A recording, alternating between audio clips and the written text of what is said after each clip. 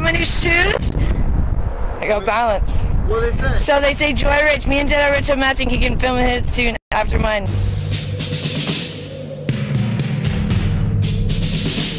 The autumn wind is a pirate, blustering in from sea. With a rollicking song he sweeps along, swaggering boisterously. The autumn wind is a raider, pillaging just for fun. He'll knock you round and upside down and laugh when he's conquered and won. This is your president speaking. And I approve this message. Vegas Raiders, just win, baby. We are the Vegas Raiders. Just win, baby. Don't need no invitation. We are that Raider Nation. We rock that black and silver. We make them shake and shiver. We make them reconsider. And we still committed. So if you wanna be sinners, you can come and get it. Vegas Raiders. Just win, baby. We are the Vegas Raiders. Just win, baby. Don't need no invitation. We are that Raider Nation. We rock that black and silver. We make them shake and shiver. We make them reconsider. And we still committed. So if you wanna be sinners, you can come and get it. Touchdown, touchdown. Let's throw a ball down, first down. Let's throw a ball down every down. First we score, then we clown. Having fun, look around. Nobody loud is a Raider crowd. Nobody proud is a Raider crowd. NFL, how you like me now? We gon' do this Vegas style. Nothing but action. I'm Bo Jackson, hit the goal. Run you over, goal line, jumping over. Go crazy, lose your soul, lose your mind. In a black hole, here's your goal. Super Bowl, everybody here, get that goal. Don't need no invitation. We are that Raider Nation. We rock that black and silver. We make them shake and shiver. We make them reconsider. And we still committed. So if you wanna be sinners, you can come and get it. Vegas Raiders. Just win, baby. We are the Vegas Raiders. Just win, baby. Al Davis, John Madden, Greg Papa, and Derek Madden. He's a pirate, Ken Sailor, always will be a Vegas Raider. Archell, Gene Upshaw, Jack Tatum, true outlaw. That is Red Bulletnikov, Lester Hayes, Big and Young, Brown Brothers, Billy and Tim, Funkin' Otto, y'all know Jim, y'all know Lyle, y'all know Ted. Accent put you to bed. Dave Tapper, Cliff Branch, Tom Ford, and Dinky Ken, George Fonda, Howie Long, Marcus Allen, come back home. Vegas Raiders. Just win, baby. We are the Vegas Raiders. Just win, baby. Don't need no invitation. We are that Raider Nation. We rock that black and silver. We make them shake and shiver. We make them reconsider. And we still committed. So if you wanna be sinners, you can come and get it. Vegas Raiders. Vegas Raiders. Just win, baby. Hey everyone, happy Wednesday, almost Thursday. So I'm leaving for New York in a couple hours, hence I got my shirt on. So I went to sleep, not for very long. Richard went to sleep actually earlier than me today. He went to sleep right after dinner, and then I just can't sleep because I'm about to go to New York. So I slept for a couple hours. I slept probably from like 8 to 10 or something like that. And then I woke up and I said, let's just do a live. It's like, what time is it right now? Not to 10 because it's 10 now. It's like 9:30. I said, let's just do a live because I'm just too antsy. I can't really sleep. And I've done most of my chores. I have to pick up a little bit of the Casper stuff and vacuum. Do his litter box and stuff. But I've done all my laundry. I just cleaned the bong. I might clean the bong again in the morning. I like to get everything as nice as I can before I leave. I clean the kitchen. Depending on if Richard eats something else tonight, then I'll clean again. Oh, thank you. Thank you, Queen Princess. I appreciate that. I would appreciate that. And thank you. I'm excited. I'm nervous about more like the addiction stuff. Not nervous about my trip. This is funny. I'm like, it's a work trip. I'll figure it out. But I'm nervous about addiction part of alcohol and sugar. So today is day 20, no alcohol, and day 17, no sugar. But in like 2 hours, it'll be day 21, no alcohol, and day 18, no sugar, which will be the final countdown to my trip. So that was, I was doing like kind of like the countdown, and then it was like, one day to Manhattan and now. So I don't know if I'll continue the countdown. We'll see. I really hope I stay strong. I know. The thing is, the closer I get, the more I feel the pull of like the addictions, and that's it. It's a little annoying in that sense. Like, I love going to New York, but I get a little bit annoyed with having to deal with the addiction battle. But I don't know if it's would still be like, oh, then I don't want to go to New York kind of thing. You know what I mean? Because it's like one of those things like my life is pretty easy here, and I can stay on my diet. I mean, the only thing that's been jumping me off is going to New York, and then when I get back, sometimes it's a little bit of a battle to get back on. But once I'm on it, then I'm good. And like, I don't feel like drinking at all right now. Like, I have no desire to drink. But when I think ahead to even tomorrow, I'm like, oh dear, it's like it's become such more of a thing than it is today, for because I'm going to New York. You know what I mean? So if tomorrow was I was home, it'd be the same as today. But since tomorrow is New York, and I go, oh gosh, and there's just like all this craziness coming. Like, I keep like playing these scenarios in my head. I'm like, okay, what am I gonna do if this happens? Like, I'm like, just more, not like a scenario of like something bad, more just like, well, that too, like some bad, how are we gonna hit it? But more just like, okay, when I feel like where I'm just sitting there and I'm feeling bored and I want to go drink or something, what am I gonna do? And so it's, you never know exactly what you're going to do in that minute, but you got to try to like make some plans for yourself so you don't get set up for failure.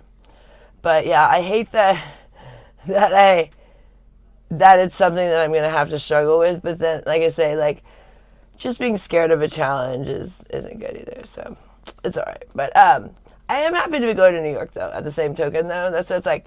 There's people think I don't like to go to New York. I do.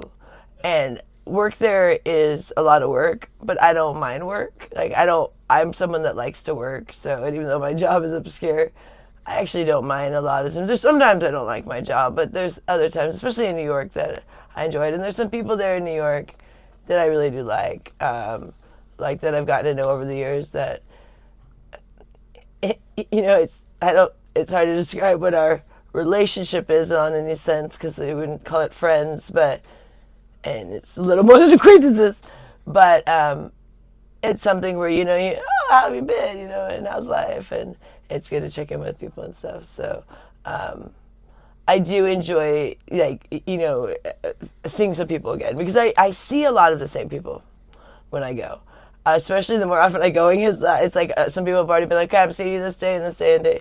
So the people that I see every time, so it's becoming more of a routine of those people, like, looking forward to me coming, and then them expecting they're going to see me, So those ones I'm always like, even if they irritate me a little bit, still kind of like if I was seeing them all the time in Vegas, I'd be more annoyed with certain people.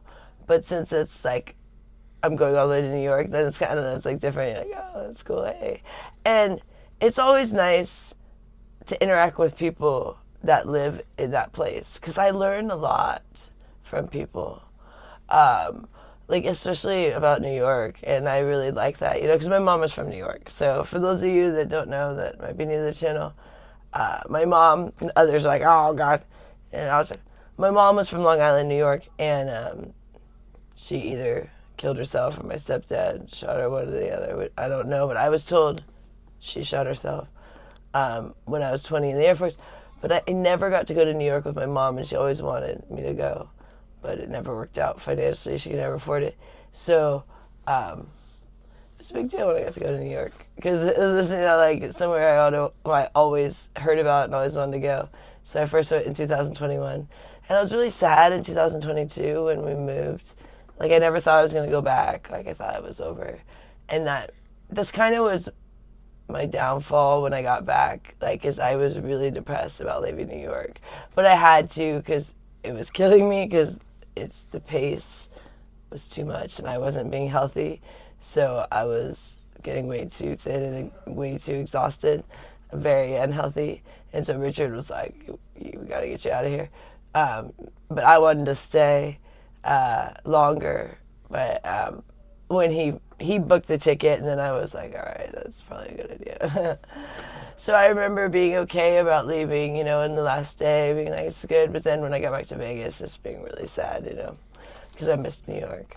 And so now that I get to go, I don't particularly like miss it like that. Like, it's like, oh, I get to go. So then it's like, I still kind of like get my New York experience, but don't have to live there 24/7. Because it's so expensive and the pace is so exhausting. You need to be younger or you're just crazy. The thing is, like, the people when they're older, if I'm talking like Manhattan, like outside Manhattan, that's different. But like in Manhattan, if you're older living there, good for you. Because the pace is insane of like how much you have to work and the cost of things and just the go. Which is really fun when you're visiting.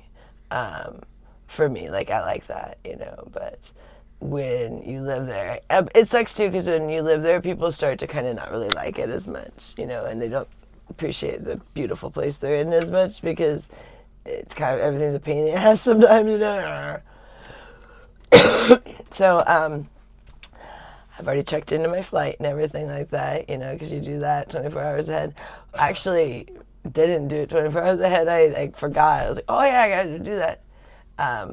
So it's crazy. It's so soon.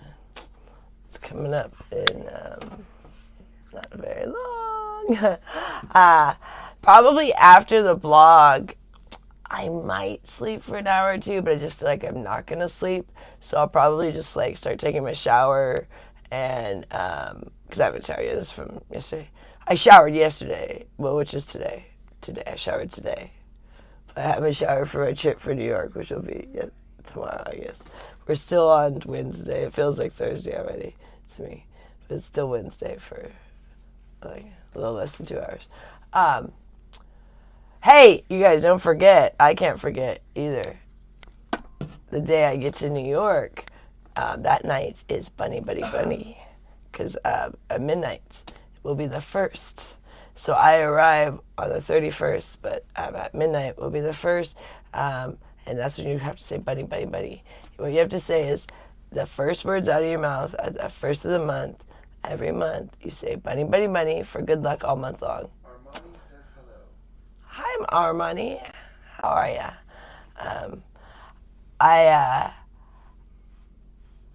I've been doing that for quite a while now, and I really feel like it. I don't know. I know people don't believe in that kind of superstitious stuff or whatever, but I don't know. We have a buddy, so I feel like he gives me good luck too.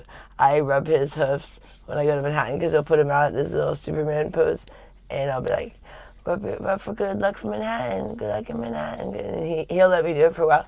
He lets me do it a while, like when I'm going to New York. Like, it's weird. I really feel like he sometimes is pretty intuitive about what's going on. Because he was pretty sulky yesterday too, like kind of like just glaring at me, he was sitting in his cage, not like closed in there, he's just sitting in there. He likes going in there now. He's kind of just glaring at me, like, what's the problem, Casper? I think he kind of knows I'm leaving. He's very intuitive of, like the things are going on. But he'll put his paws out more, like right before my trip, and let me rub them, and because normally he doesn't really let me rub them very much. He pulls them in. But I was over before I go to Manhattan. I go, good luck for Manhattan, because people do hold rabbit hoofs. That used to be a thing, and rub them and stuff for good luck. So I love my bunnies. Yeah, I have to remember to say that because I'm going to be still awake. You know what I mean? Like, because I'm going to be arriving pretty late, and then with the time change and stuff, because I'm 3 hours ahead there. So I always arrive pretty much in the evening, even if I leave in the morning here. By the time with everything, because of the 3 hour time change, so I lose time when I get there. And I'm staying till the 12th. So till the Tuesday the 12th. I was going to stay till Monday, but I decided to stay till Tuesday. I think that would make more sense. Because Monday sometimes can be a good day for work. Because you have the weekends really good, and sometimes it trickles into Monday. Tuesday is usually like, nah, it's done. That's a quiet day. So I have... Did we? Yeah, we have both tickets now, right? I think, yeah. Yeah, I have both tickets now. Sometimes I don't have my return ticket, but I have both now. We bought both. And I have most of my trip paid for. I only had to pay for like the last couple of days. We got most of the trip paid for on credit, which is amazing with the firm, which we have to pay off in 6 months. So that's not a problem. And I could have paid it even this trip, but it's just going to be much easier because in summers when we need the money, so if we can push some of the stuff forward to September, October, November, those are better months. And then I'll probably go back to New York in like December, but then we probably won't do it on the trip on credit then because we still will be paying off the other one. Unless we pay it off quicker. We might do that too. But it's kind of nice to have, this is the first time we've ever done it that way. I've always had to pay as I went, and which was annoying. Hey, James from San Antonio, Texas. I have lived there when I was in the Air Force for basic training and tech school, tech training. I was in San Antonio. I like San Antonio. They have a nice river walk. I really like Texas, actually. I spent a lot of time in Dallas, too, because Oklahoma City is only 3 hours from Dallas, Texas, so we used to go all the time. It was way more fun than Oklahoma City, so I've been to Dallas like a ton of times. And then where else have I been? I've been to Mission, Texas. This was when I was a missionary. When I was a missionary, I went to Mission, Texas when I was 15. I went to Hong Kong and China, but you had to first go to Mission, Texas for the training to learn how to do dumb skits. They had this red dirt there that was like red clay. Oh, hey, Jared. How you doing, buddy? Glad you're around. I love Jared. This red clay like dirt that like sticks to everything. Like it stains your clothes. This red dirt they have down in like Mission, Texas. If anyone knows what I'm talking about. It's the worst stuff. But it's everywhere where we were. But anyway, so yeah, we went to Mission, Texas, and then I went to Hong Kong and China for a month. It was 2 weeks in Hong Kong and the rest in China. About 2 weeks, yeah. 2 weeks Hong Kong, 2 weeks China. 96? What was the name? Flex Your Freedoms? You are 96? Congratulations. Good God. So you're 95, you're going to be 96. Yeah, well, jeez. You've been through a lot in this life. A lot of changes. A lot of different generational... Yeah. I know, like almost 100 years ago, like so many things have changed. Like I even know, okay, I've only been here 40 years, and just the difference of technology since I was a kid, you know what I mean? Like my mom had a home phone that she would not even get call waiting. The call waiting didn't even exist when I was very young, and then when it did exist, she wouldn't get it. But I know, that's what I was going to say. I can only imagine what was existing in the 30s. You know, and my family had the Great Depression, so that's hairy right there. War. And wars and things. War was a pretty big deal. Yeah, very serious, like world wars. Yeah. That's crazy. Well, good for you. Congrats. You must be very healthy. I don't foresee myself living that long. I've never really wanted to, because it just seems like a long time. But I mean, if I make it there, good. It's not like I'm not gonna like stopped it from happening. It's just more like, wow, I don't know if I want to be around that long, but geez. It's quite a feat to make it to your late 90s and 100s. It's just insane. Very few people do that. But you might. You're doing good at 95. You only have 5 more years. Gloria is one of those I thought she would make it to her hundreds, but now I think her diabetes affects her more than she wants to acknowledge, and she doesn't really want to follow it very strictly. And she also, I don't know how well she's taking her medicine. I want so bad to take over, but there's certain things she doesn't want to give up her freedoms with, and I understand that, we don't want to, but it makes me nervous because I'm like, and if I ask her, she gets a little bit irritated with me. So I'll be like, "Gloria, did you take medicine?" She's like, "Yes, I know I do," and then so, but I'm like, I don't know if she is, 'cause she doesn't always take it. For one thing, she's had the same bottle of pills for a while, so should have ran out, but not. Hey, 70, that's a good one too. What's the name? Joe. Joe. My sister calls me JoJo because my middle name is Anna. It's like Joanna, so she's JoJo. But I'm not Joanna. My mom, that wasn't on purpose. It was just coincidental that it was like Joanna and Joanna kind of thing. Yeah, 70 is a good one. Wow. I know, I at 40, I already feel like very different than I did at 20 or 30. So I can only imagine. And not a negative way either. Not negative. I mean, yeah, it'd be great to, not have the aches and pains and have a little more energy and, not have the wrinkles and lines in your skin. But I'm not upset being 40. I don't want to be 20 again. I really don't.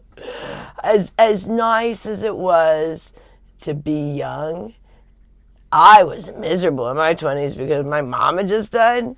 So that's not fun for me to think of. Like, my 20s were not fun. And then my 30s were about the same because it took me a while to recover from that. And it's really just happening like this year. I'm finally kind of letting it go a bit because it's been very hard. Because due to addiction, elongated the recovery process because since I got into my eating disorder and alcohol is so hard after my mom died, it's taken so many years because my mom died when I was 20, but I didn't deal with stuff, you know what I mean? And I wanted to be like not the one that went off the rails kind of thing, like, oh, my mom dies, but I'm gonna be all right. No. I was definitely the one where like, oh yeah, that was her turning point in life. Could see that clearly. It was like I was one way and then I'm opposite side of the spectrum. And no one, people besides my family kind of understood because of how close I was with my mom. Like that's what a lot of people are close to their mom, but like I was like insanely close with my mom. Like I have a sister, but it wasn't about my sister. It was always about me and my mom. It was like Lauren Joy, and everyone knew us that way. Always, like it was always me and my mom. We did everything together, and my mom was pretty obsessed with me. I always kind of felt bad because I was like 100% her favorite, and she never flat out said that, but she did everything but literally say that. I mean, it was so obvious she liked me more than my sister. And, I sometimes hate to think about, life from my sister's perspective when both my parents liked me better, and so, but it was a little bit her fault because she was ornery and didn't want anything to do with the family. So I was the one that stayed home and, but still, I didn't like being my parents' favorite when you have another sibling. It's not a good feeling. So I'm actually okay with that. My dad is all mad at me now because at least my sister gets to be the favorite and that actually makes me happy now. So I'm like okay with like them. Because if my mom was still alive, I would never not be my mom's favorite. But my dad's like, oh, yeah. So now they like her. I'm like, good.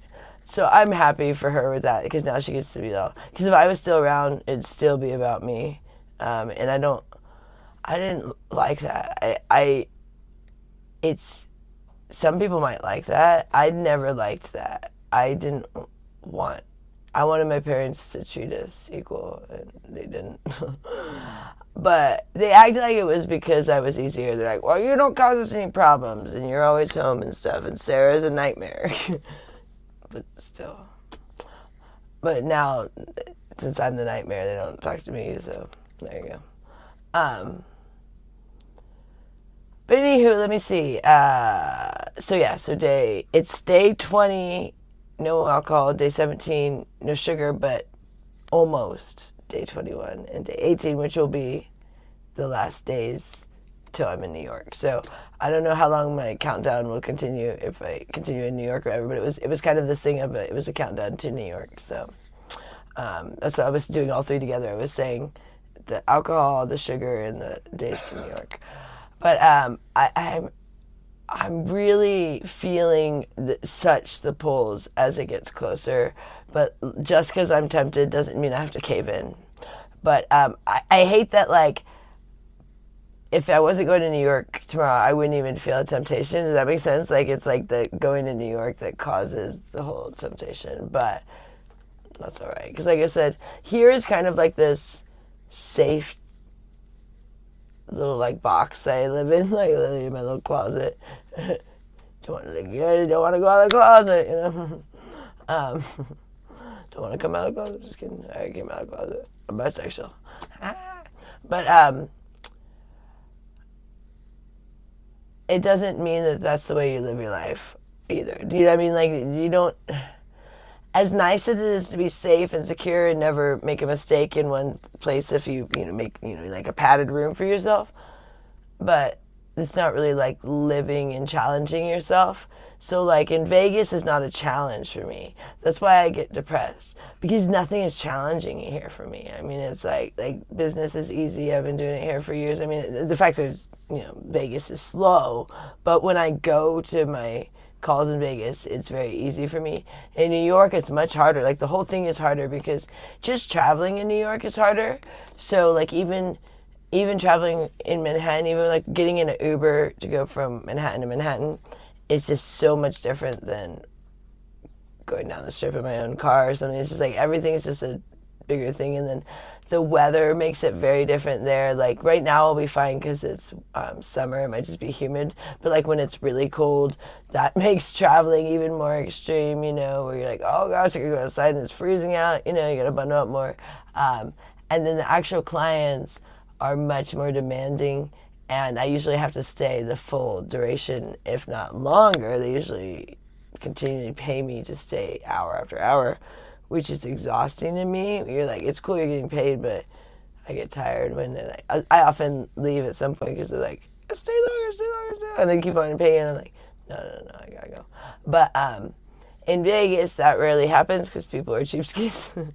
So they just pay you for the time, the 1 hour, and then you go. But in New York, it's like, stay. I stayed one time for 8 hours, continually being paid by the hour. And I each hour I wanted to leave, and the guy would be like, no, I'll pay you again. I'm like, okay. And then finally 8 hours, I was like, no, just sit. And he's like, no, stay longer. Pay more. I'm like, no, I'm done. It's been 8 hours. I gotta go. I'm tired. But anyways, it's just everything is more of a thing in New York, but that's what makes it more challenging and kind of fun. That's why I look forward to it at the same token too, because it's different and it's exciting, and every day is a different challenge, and I don't know what any day is going to be like in New York. Like, that's why it's a little bit more like up in the air and scary of like, not scary on a work level, scary of like, how am I going to handle each situation with my addictions, like, am I gonna cave in because something bad happens, and then, you know what I mean, like that. Where here, I just have like way more of like a safety net of like, for one thing, having the accountability of my husband here. We're there, I'm like all by myself, so it's not that I can't control myself on my own. It's just more like it's lonely and I'm bored, you know. So there's just a lot more factors that I have to like be conscientious of. And I know these things because I've gone a couple times now. I mean, this will be my 7th work trip and my 8th time flying to New York from Vegas. And I have not drank every single time I went to New York. So it's not like I... thank you. I know. Enjoy life. I know. I always... it's funny. I always do this thing. I often... So my clients don't know me as Joy. You know, I mean, it's a different name. So I often say I really enjoyed myself. But it's just like my little joke because they don't know my name is Joy. But I know it's Joy, so... Some people know it's Joy. Some people know it's Joy. But some people know it's Joy. They think it's a big deal when they know it's Joy, and then I get irritated with that. I'm like, it's really not a big deal if you know my name, but whatever. But then I go, oh, and then they just like keep calling me Joy. I'm like, it's fine. I really don't care what name you call me. But they think it's like a big deal to know my real name. So it doesn't matter. But a lot of people find out because like some places you have to like give ID at the gates and things. So in New York too, there's a lot of doormen that you gotta go past and give your name and stuff. So the doormen are a pain in the neck in New York. That's what we hated when we lived in a condo. Oh, the doormen, they're so cheesy. They don't like anyone, I'm sure, but they act like they do, and it's so weird. You know, it's like really awkward. Like that cheesy, like, small talk everybody does. I hate that stuff. That's what Richard says. I'm like, to the point. And I do have a sense of humor. I really do have a sense of humor. But I don't like nonsense. So when people... I don't like humor that's just effing around and just doing weird stuff. Like where it's, like, just messing with people. That I don't find funny. You know, practical jokes. Yeah, I don't like practical jokes. I just don't find it funny. So I'm just not like I just don't like nonsense. You know what I mean? Did you ever find that show Punk'd funny? Punk'd, it seems alright. I kind of thought it was stupid, to be honest. Like I watched it on the show Punk'd, but it was, I mean, it's just kind of a stupid premise, just messing with people. I don't know. I just don't find that kind of humor that funny. Some people love like the, you know, people falling on their face kind of humor. I don't really like that kind of humor that much. I mean, a little bit funny once in a while, depending on if they're really good at falling, but just the thing of someone getting hurt, that's, you know, like for humor, it's not really like that funny to me. But every once in a while, something will catch me off guard. But I do find things really funny. But it's a certain kind of humor. And that really, like, in your face, like, ridiculous kind of humor is not really my favorite. If anything, I kind of like the dry humor, kind of like subtle humor, you know, more intelligent humor. So, like, Monty Python. I used to love Monty Python as a kid, yeah. But that's just ridiculous humor. That's off the wall, random weird stuff that happens there. But yeah, when I was a kid, I liked Monty Python. No, but I always liked like the movies like Snatch, like Lock, Stock, and Two Smoking Barrels, like those kind of movies like that. Or like Men in Tights or something like that. Robin Hood Men. What was that one? We're men in tights. Go around looking for fates. We may look like pansies. So yeah, I'm going to New York in a couple hours, you guys. I'm going to be staying in Manhattan. I'm changing hotels several times. I'm staying at hotels that I've never stayed at, and I'm not going to show them at all on any level.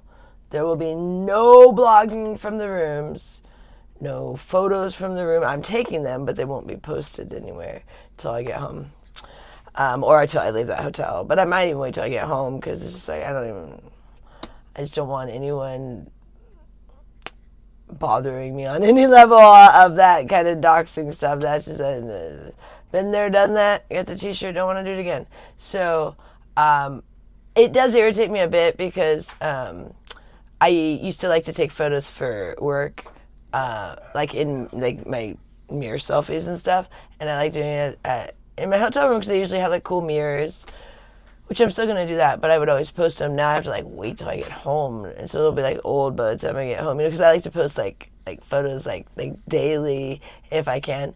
But ever since this doxing thing, I've like posted less than I used to, because it's kind of it makes me, I don't know, not want to, like, I feel so exposed at times, you know what I mean? So it's like, it kind of did definitely mess up my, because people, okay, my art is weird, because my art is kind of just me, because that's like kind of like how I express myself, is I like, you know, do weird things, or, you know, take my little selfies, or my little photos, and when people like kind of like, I felt like, I don't know, invaded my privacy so much, where they go, oh, it's not private, you're putting out there, but then they took it too far. I mean, then I felt less wanting to expose myself, you know. It's like kind of like, I don't, like, now I don't want to really express myself as much. So that, but I do tend to still post, but I used to be way more into posting, and then people kind of, I don't know, a little bit put a,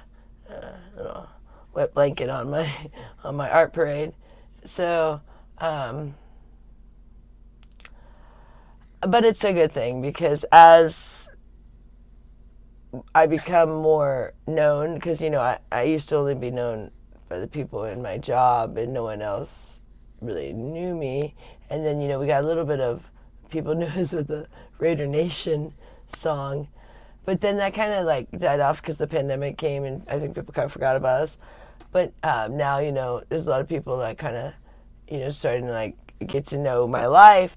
It's important that I keep myself protected and safe by not overexposing myself with like where I'm staying, or, you know, I'm not even gonna film near where I'm staying. So I don't know where I'll film, like this. I'll just walk or subway to a different place, and then probably a park, but not like a park like right next to my hotel. It'll be a park quite a ways, so no one can even, you know, figure out, oh, she's over here. I might even jump on a subway and go way away, you know. It just depends. Or I might walk a long ways. I'll walk for blocks and blocks and blocks and blocks and blocks in New York. I love that. I love walking. I actually prefer walking than taking the subway, but if I'm staying further up and need to go way down to like Financial District, I'll subway. Or if I'm staying way down Financial District and need to go way up, then I'll subway. But if I'm anywhere in the middle of, you know, in between, you know, up and bottom, then I'll pretty much just walk. There's only like those extremes, like I said, like when I've stayed really high in the higher numbers, upper, and when you know, those ones can take a little while. Like if you're staying in the Upper East Side, it can be a little bit of a trek to get down the Financial District. I've walked before, but it takes you quite a about an hour or two, you know. Whereas on the subway, you just zip down there. So, hey, Eminem girl, like the candies, More like the rapper. or like the rapper Eminem. You must like my song. Like, no, you totally butcher it. I'm gonna do my Eminem song without me. She just wants a shout out. Hey, Eminem girl, thanks for coming. And I'm glad you must be an Eminem fan. I actually, Eminem was so popular when I was in the Air Force. He was coming out, you know, coming up, I guess you would say. I don't know if he ever came out, but he's coming up. And my buddy Sal. Okay, so when I was in the Air Force, I had, my best friend was a guy. And he was like my best friend, but we were never intimate, not by his choice. My mom said he was totally in the friend zone, and I let him know that, and he hated it. But I told him, I was like, "You're like a brother to me. It'd be like incest."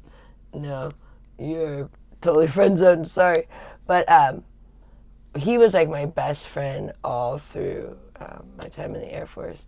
But we didn't always hang out my choice, not his. But it was really bad because sometimes I kind of always had like my back pocket when like I would break up with a boyfriend or something. I'd hang out with my boyfriend for a long time, because I had a boyfriend, and then I'd break up with my boyfriend, and I'd be like, call up Sally, like, I don't like this game. You call me after, but then he would totally still hang out with me always. But he didn't have a car ever, so I drove his ass around. So Says hello to the coolest airman on YouTube live. Jules, thank you, coolest airman. I'll take it. Thank you. Yeah, thank you, Jules. I appreciate that. Yeah, and my buddy Sal was like the oddest guy. So like no one liked Sal except for me. His name was Salvador. Salvador Gutierrez. And he was really odd. Very strange dude. But for some reason I really liked him like as a buddy, like never to date. No. But he was just like my best friend, but no one got us why we were friends because like he was really weird and I was pretty cool in the Air Force. Like I was kind of the cool girl. Like I had a lot of friends and everyone would be like, why him? And so people always thought we were together and I hated that because he was a total cock block to me because I was actually trying to date other dudes and he was just like stuck on me like white on rice. And I was like, so as soon as I would be like, Sal, you gotta move along. I gotta, work my magic over here. And he's just like, this is lame. Like, so we would go to the gym together, and there was all these other dudes at the gym that I really liked. There was these three dudes, and I had a crush on the one guy. And so they thought that I was with Sal. All Air Force guys, but they were different. They were maintenance guys. And I remember it was just like so hard to like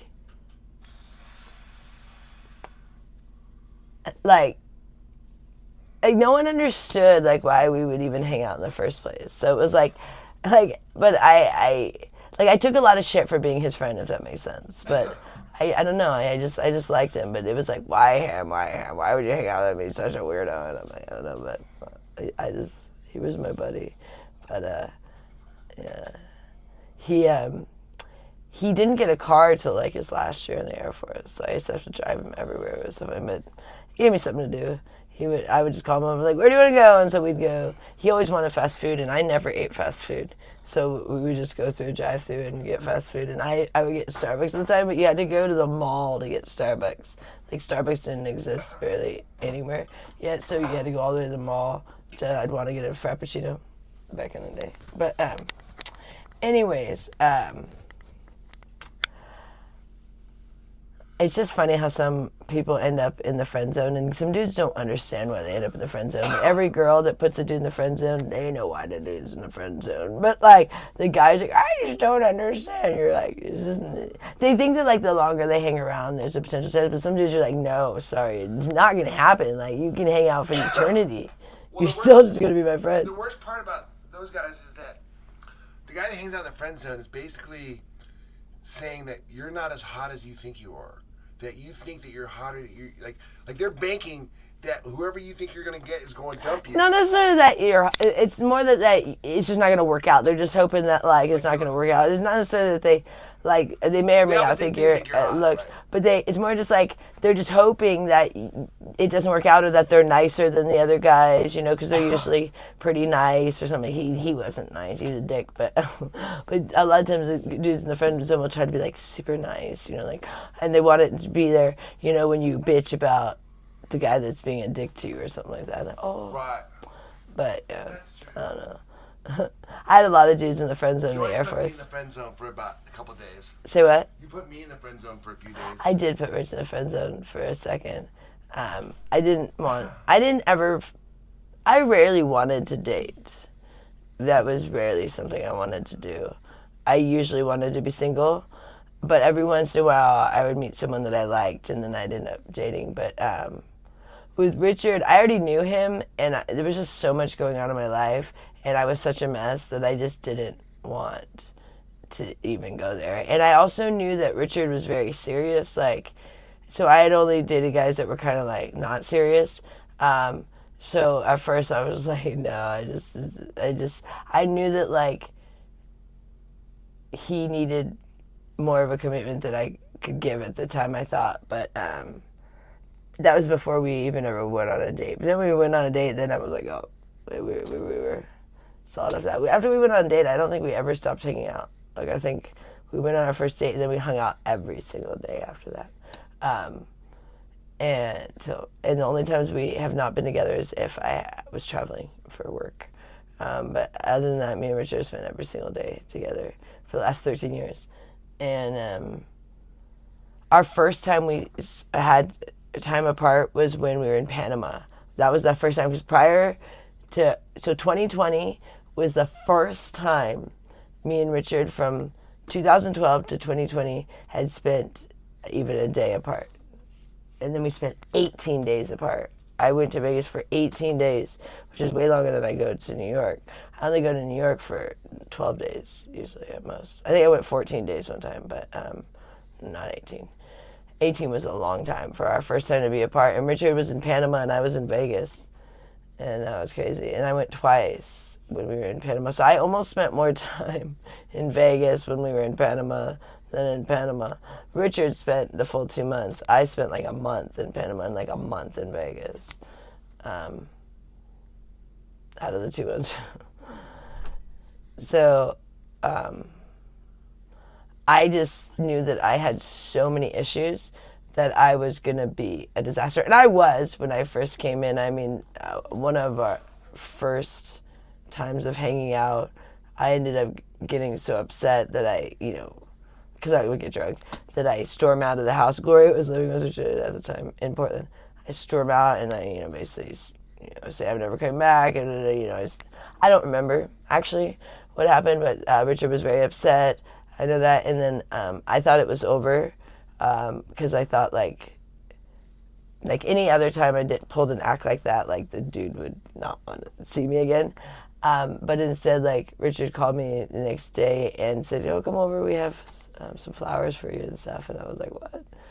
So Gloria had gotten me flowers and they got me a card. And I was like, oh, this is very different than anyone else. And they wanted me to stick around. They said, oh, don't worry about it. We want you here, kind of thing. So that was a very different experience than I'd ever had. So I'll always appreciate it. And Gloria very much liked me. When me and Richard first started, she right away told Richard that she liked me and that, that I'd be a good girl to marry, kind of thing. And so Gloria in no way was negative about us being together. Although for a couple times she bitched about Richard a little bit, just as you would as a mom. But she also told me a lot of positive things about him. So Gloria, tell both sides of the spectrum. Some moms will sugarcoat Gloria, like, told the things that she, Richard, but then she told me all these wonderful things too, so it was kind of funny. Got to hear the good and the bad. The good, the bad, and the ugly. But I really did appreciate the time I spent with Gloria when she lived in Portland for that short time. Because so me and Richard were almost on like opposite shifts. I worked from 8 to 5 and he worked from 3 to like midnight or something, like 2 a.m. Because he was the manager. And so I didn't even get to see him till after he got home really, really late at night. And I would start drinking when I got home from work. So often I'd be pretty drunk by the time he got home. And I would sometimes go to his bar and drink it too, because they would give me like free drinks there. But sometimes I'd embarrass him a little bit because, like, you got your girlfriend there, just getting wasted at the bar. So I usually just stayed at the condo with Gloria. And Gloria would cook a lot, and I was, had my eating disorder at the time, so I loved that. I was like, oh, this is great. So she would make all this food, and then Richard had all this beer that it was terrible, but I didn't care at the time because it was free. They was like, yeah, we don't have to pay for it, because he had closed his store. Richard used to own a market below the condo that he owned, and that's how I first kind of met Richard, because I worked at the condo building, but then I used to shop at his store called Tellers. It was a really nice like bodega. He had everything. It was so nice, but when it went out of business, he still had a lot of the stuff, so he had to have like all of the like the candy and like that wasn't sold, and the chips and things that were on the shelves, and then all of the beer. But only the crappiest beer was left. So it was like these Sierra Nevada like dark ales in like those tall glass bottles, or like those 40s or whatever you call them, those big ass ones. But the darkest, like dark and thick, like almost like Guinness, And I don't like that kind of beer. So it was so much on your stomach. But me and Richard muscled through drinking these things. There were so many of them, too, and we didn't want to spend money till we finished these things, So it was just like, those cheapskates, drinking these terrible beers. But so I would drink these. It would take me forever to drink these, like to even drink one. So probably it was good. I didn't get usually too drunk for a while because it slowed me down because they tasted terrible. These big ass things. So I would sit there drinking my beer and chat with Gloria for hours until Richard got home usually. Me and Gloria would watch TV, watch Hell's Kitchen and stuff. Yeah. Richard and Gloria were all into watching the Gordon Ramsay when I first met them. I knew nothing about Gordon Ramsay. They watched all those shows. So. What are you laughing about? Well, because I'm looking at you and someone said they're very confused. They can't figure out, are you in your 30s, your 40s, your 50s? What the I know, it's very confusing with my hairdo, right? They I'm can't tell how 40. old you are at all. I'm exactly 40. I turned 40 March 24th this year. I was born March 24th, 1985. I like 1985. They even have a song. Was that Bowling for Soup? Called 1985. But I don't always act my age, but then sometimes I do. Sometimes I act like an old lady, sometimes I act older than my age, and sometimes I act like a kid, so it's confusing at times. And my hair can be confusing in my colorful, kiddish closet. My like teddy bears and stuff. I'm a big kid and also an old lady all at once. But I find that I try to be young at heart, so I kind of like, there's times I like acting my age, you know what I mean? And then there's times that I like acting a little bit more young, where, I, dress silly like a kid and do my hair silly. But, there's a time and a place. I don't walk around like this all the time, you know what I mean? I will go out in public like this, not all the time, but if I had, if I used to say, go to the store right now, I would go like this, but I wouldn't choose to go to the store like this. I wouldn't be like, oh, I'm going to go to the store, let me do my hair like this because I'm going to the store, you know what I'm saying? Or like in New York, I'm not going to do it like this, wouldn't be that weird, but still a little bit this is silly. For my blogs, I like to be silly in my, silly shorts. I don't wear these in New York either, not even in my hotel room. I don't know, there's a different level of class in New York. But when I'm here in Vegas, I'm just Vegas is a little bit more tacky. You can be very tacky here. We've always been very tacky with our attire here. And whenever we've gone to New York, we try to step it up and dress a little bit more classier. Even when the first time we went to New York, we immediately tried to step up our dress, and we did go there looking pretty. I remember that's when I got into the long jacket thing on the plane, because I like having that because it's nice. So I got this one. It was only from H&M, but still it was with this long jacket, and I just felt very. And I had a hat, and I felt all sophisticated, But I had snow boots on. It was a Hailey Bieber look I had ripped off from her, that she'd wear these sweatpants with the snow boots and then the jacket. And anyways, but in Vegas, I've always enjoyed just being silly. We wear ridiculous things here. You guys have seen some of the videos. I used to just get in the most ridiculous outfits, and I used to blog daily during the pandemic. I blogged for 78 days when they had the casinos closed for 78 days every day, and I would change my outfit every day just for something just weird. And I didn't have a lot of clothes, so it would be sometimes made things too, I'd tied a shirt a certain way, and made it, or cut it, or cut my shorts or something that had been pants, or just it was makeshift stuff, or wrapping, like I used my shoelaces for my hair ties and stuff. That Harley Quinn outfit that I have, I don't know if you guys have seen that, the one from the Love Me or Hate Me. That's just a mismatch of things that all kind of came together. So I had a client that wanted me to do a Harley Quinn video, and I didn't have a Harley Quinn costume, which I did have a lot of costumes at the time because I used to have an Amazon wish list for work that I put a bunch of costumes on there. But it was fun when I had time, especially during the pandemic because I had a lot more time. But once I didn't have time, like it wasn't fun doing the wish list because whenever you do the wish list, someone wants you to take photos and stuff, and so it's like a whole thing when they send you stuff. So I now don't even do it, but I had like all these costumes, but I didn't have Harley Quinn. So that one I just like pulled together all these different things, and my hair ties were the shoelaces from me and Richard had. There is a company called Joy Rich, and we used to have tons of their stuff. And they're in New York City and LA, and the brand is Joy Rich. And when we were in Panama, we were like, this is like some weird, like, for the first time around, we're like, this is like some weird, like, time travel thing from the future. We're like, it's our clothing brand. Like, it was just like, we got this weird too. We were just joking around, but it was just tripped us out that it was like Joy Rich, like, and it was like California and New York, which is both so significant to me, you know, because my dad is from California, my mom's from New York, and I'm from California, but I was born in California. But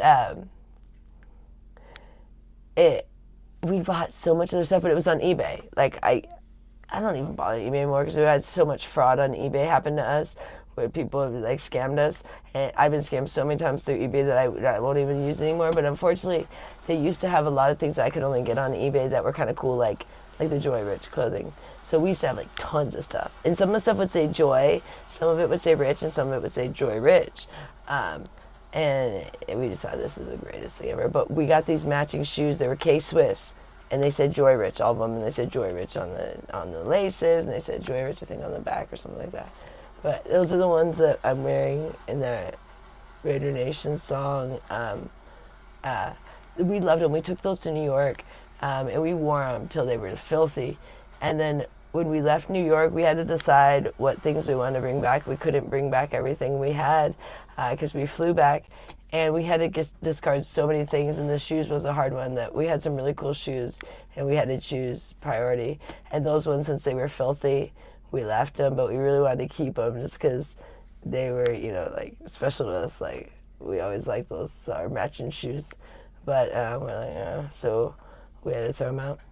The day that we had to go, we had a storage unit, and we had to just go to our storage unit and just sort through what fits in our suitcase, and everything else had to be thrown out, which was kind of unfortunate because we really liked everything that we had in our storage unit in New York, but we're like, we're not going to ship it home, and no point. Nothing was really like we're shipping home. It was just like little things we had collected in New York, you know, or some things we'd brought from Vegas too.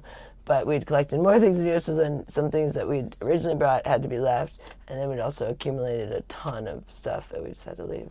So, I can't believe you're going to New York. We got everything taken care of. I know, and honestly, I have like pretty much everything done. Like I've done the laundry. I shouldn't have to do laundry again. I'm gonna vacuum. I'm gonna do Casper's litter box.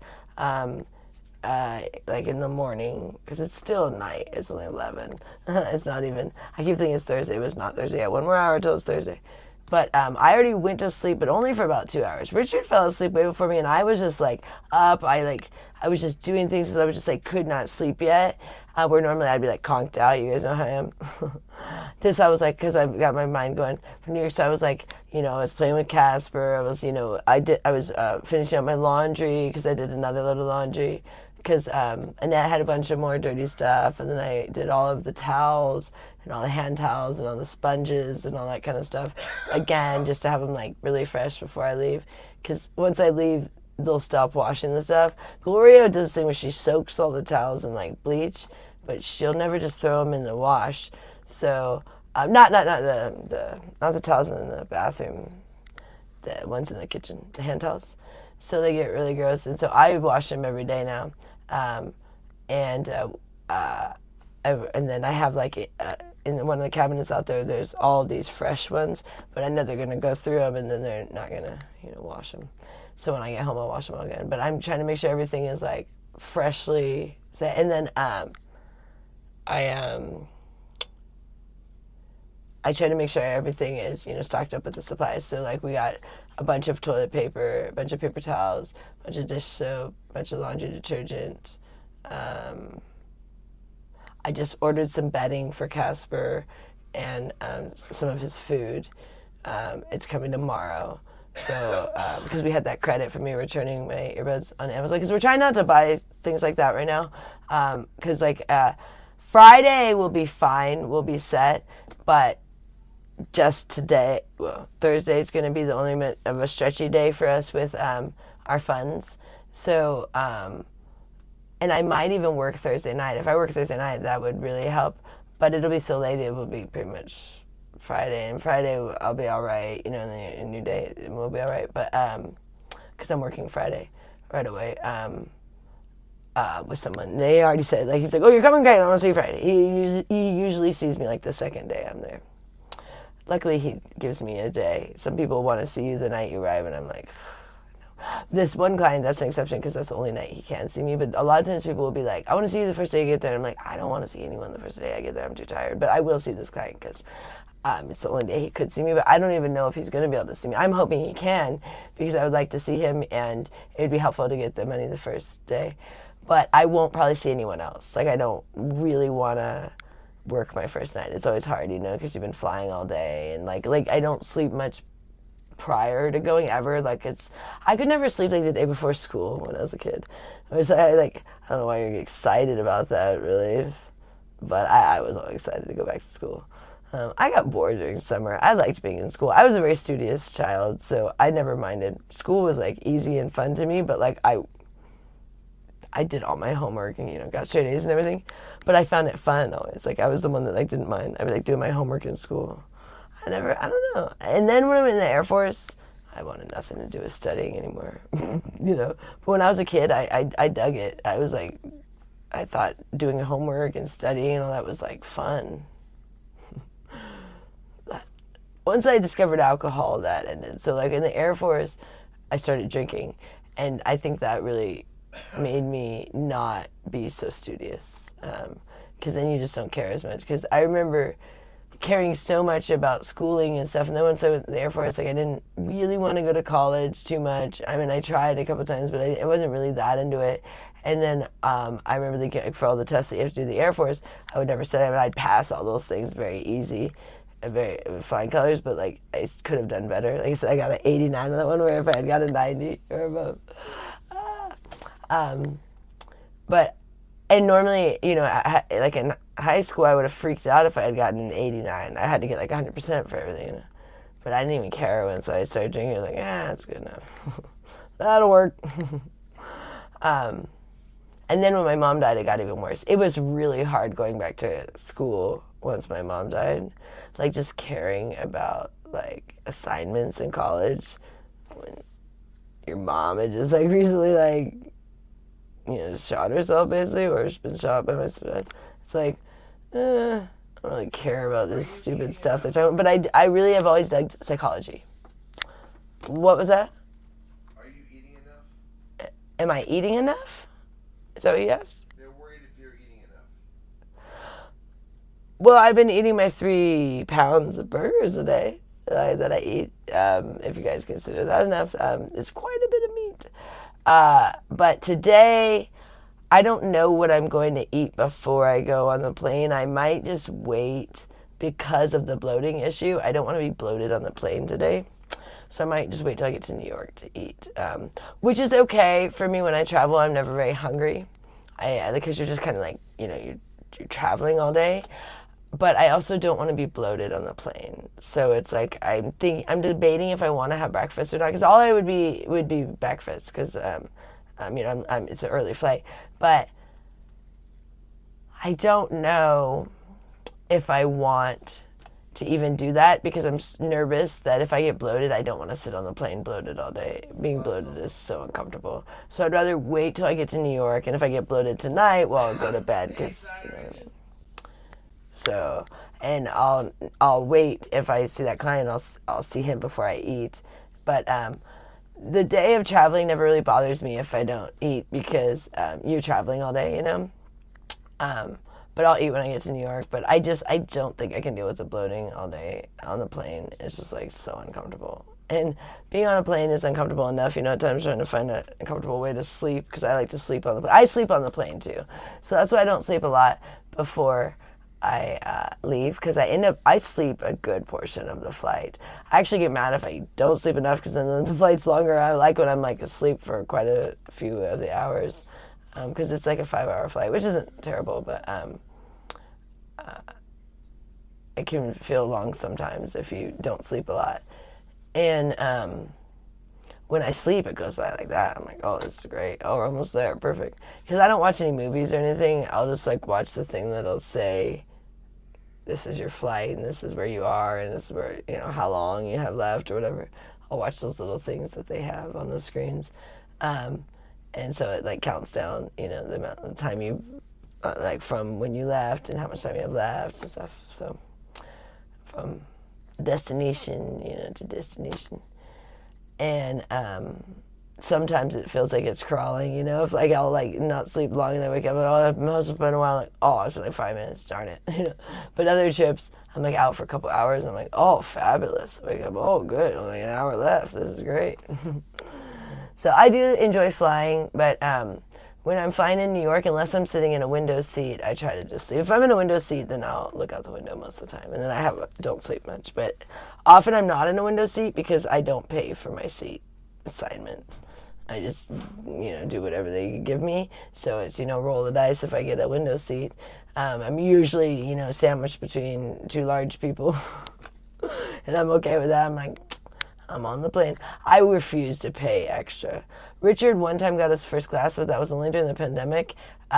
You could get first class for like the price of like economy almost, and they were fully changeable forever.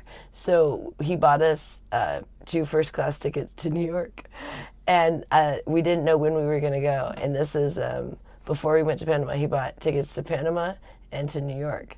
And we didn't know when we were going to go to either one, but they were so cheap. And then, yes, we went first class to New York, which actually ended up saving us a fortune too, because we had a lot of luggage, and they didn't charge us for the extra luggage, anything. Because first class, they're a lot more flexible. You get to like take a lot more stuff. And our bags were super heavy. We didn't get charged for that. And when we had gone to Panama, we were charged $500 extra for our bags because of the weight and their sizes. And then there was like an extra one or something like that. $500 in bags.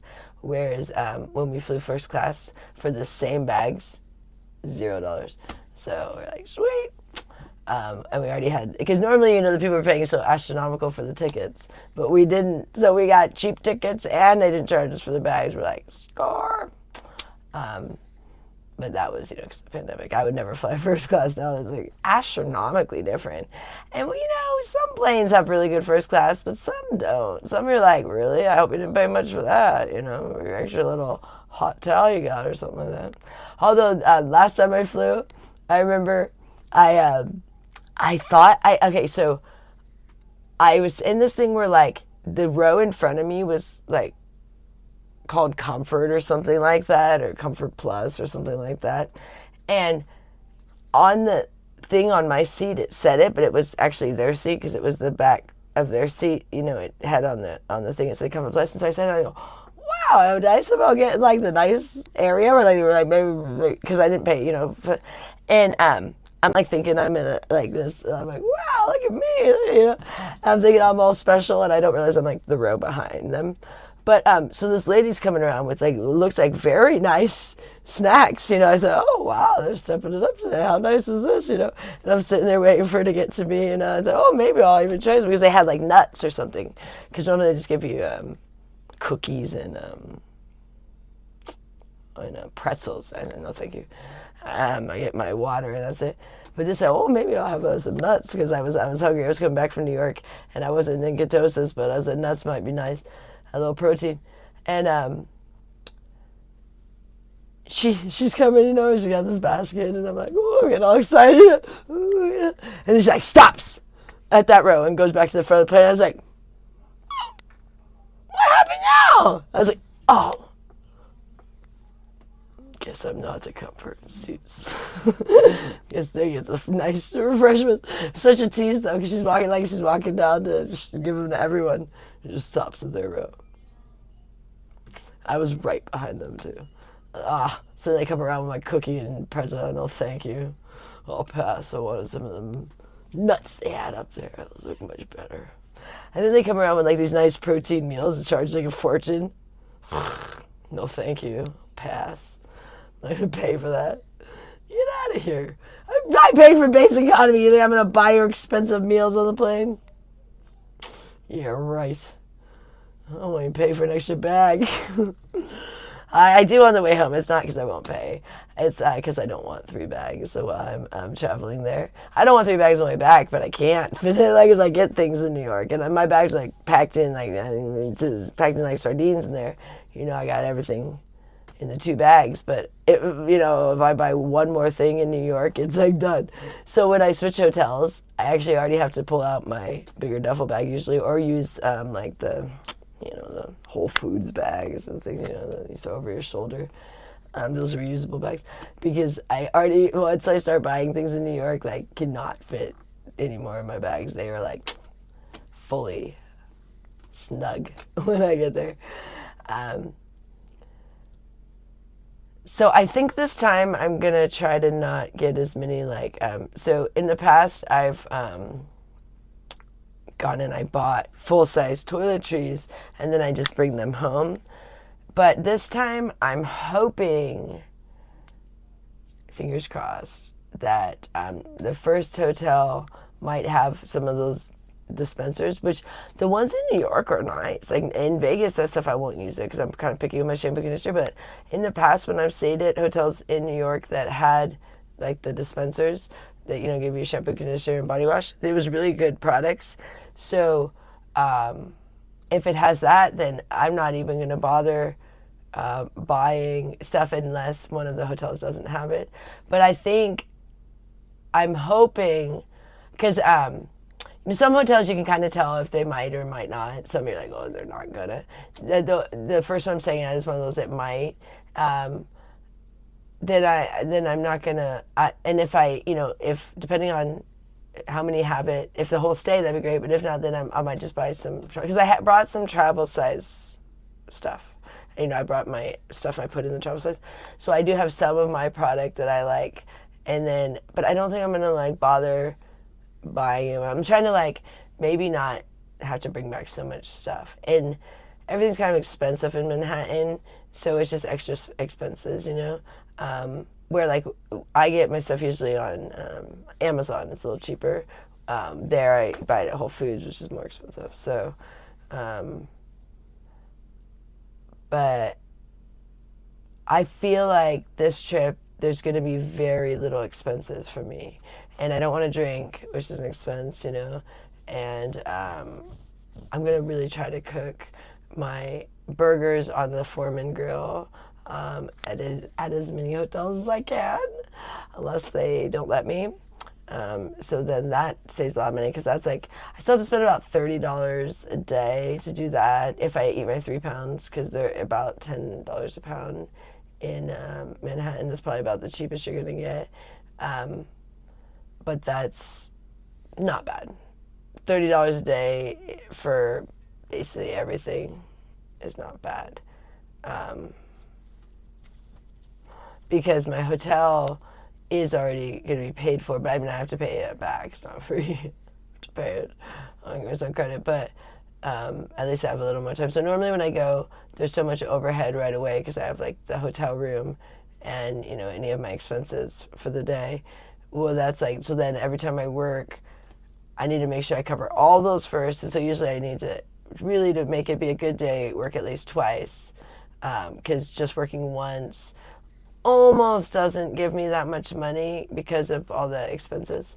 But this time around, even if we realize we have to pay in the future, the fact that it's getting spread out over 6 months is actually going to really help, because that with my job, it's easier to have it be smaller and then spread out, because I can consistently get money, but not always like at one time have a lump sum, So this is actually much better. And there's no interest if you get it paid off in 6 months. So it's not going to cost us any extra by doing the credit. So that's like super fortunate, because you go, oh, credit costs more, but no, there's no interest if you pay off in 6 months. So it's like fabulous. And we could have spread it out longer, but I think then you have to pay interest. So we wanted to do the no interest one. So that's going to be great. And that's going to give me a lot of relief in the head of like, okay, even though the room costs X amount of dollars, at least it's getting pushed forward to a time when Vegas will be busier. Or I'll be coming back, because like summer's not great in New York either. So like summer's not great anywhere, because like it's humid there and it's really hot here. Opposite, dry heat here, wet heat there. But both not the best. Like summer in New York is not the best, and summer in Vegas is not the best. So neither place are they at their like, best times. But New York always has enough people that I do well, whereas Vegas doesn't have enough people that if there isn't, the influx of tourists, because I don't see very many tourists in New York. I do see a handful, but it's usually just the locals. But there's, billions of people that live there, whatever. So it's just different. But I'm excited. It's almost the day of, you guys. In like a half hour almost. It's gonna be the day I leave for New York, because I leave Thursday, the 31st. And I'm excited. I mean, I really am excited. I am a little nervous about, like I say, about my personal struggles, but it doesn't mean I'm not going to do it. Does that make sense? Like, just feeling a pull of temptation doesn't mean you have to cave in. So I think being aware is good, like in thinking through and being like, okay, not just like being like, oh, I'm going to be fine and there's going to be no issue.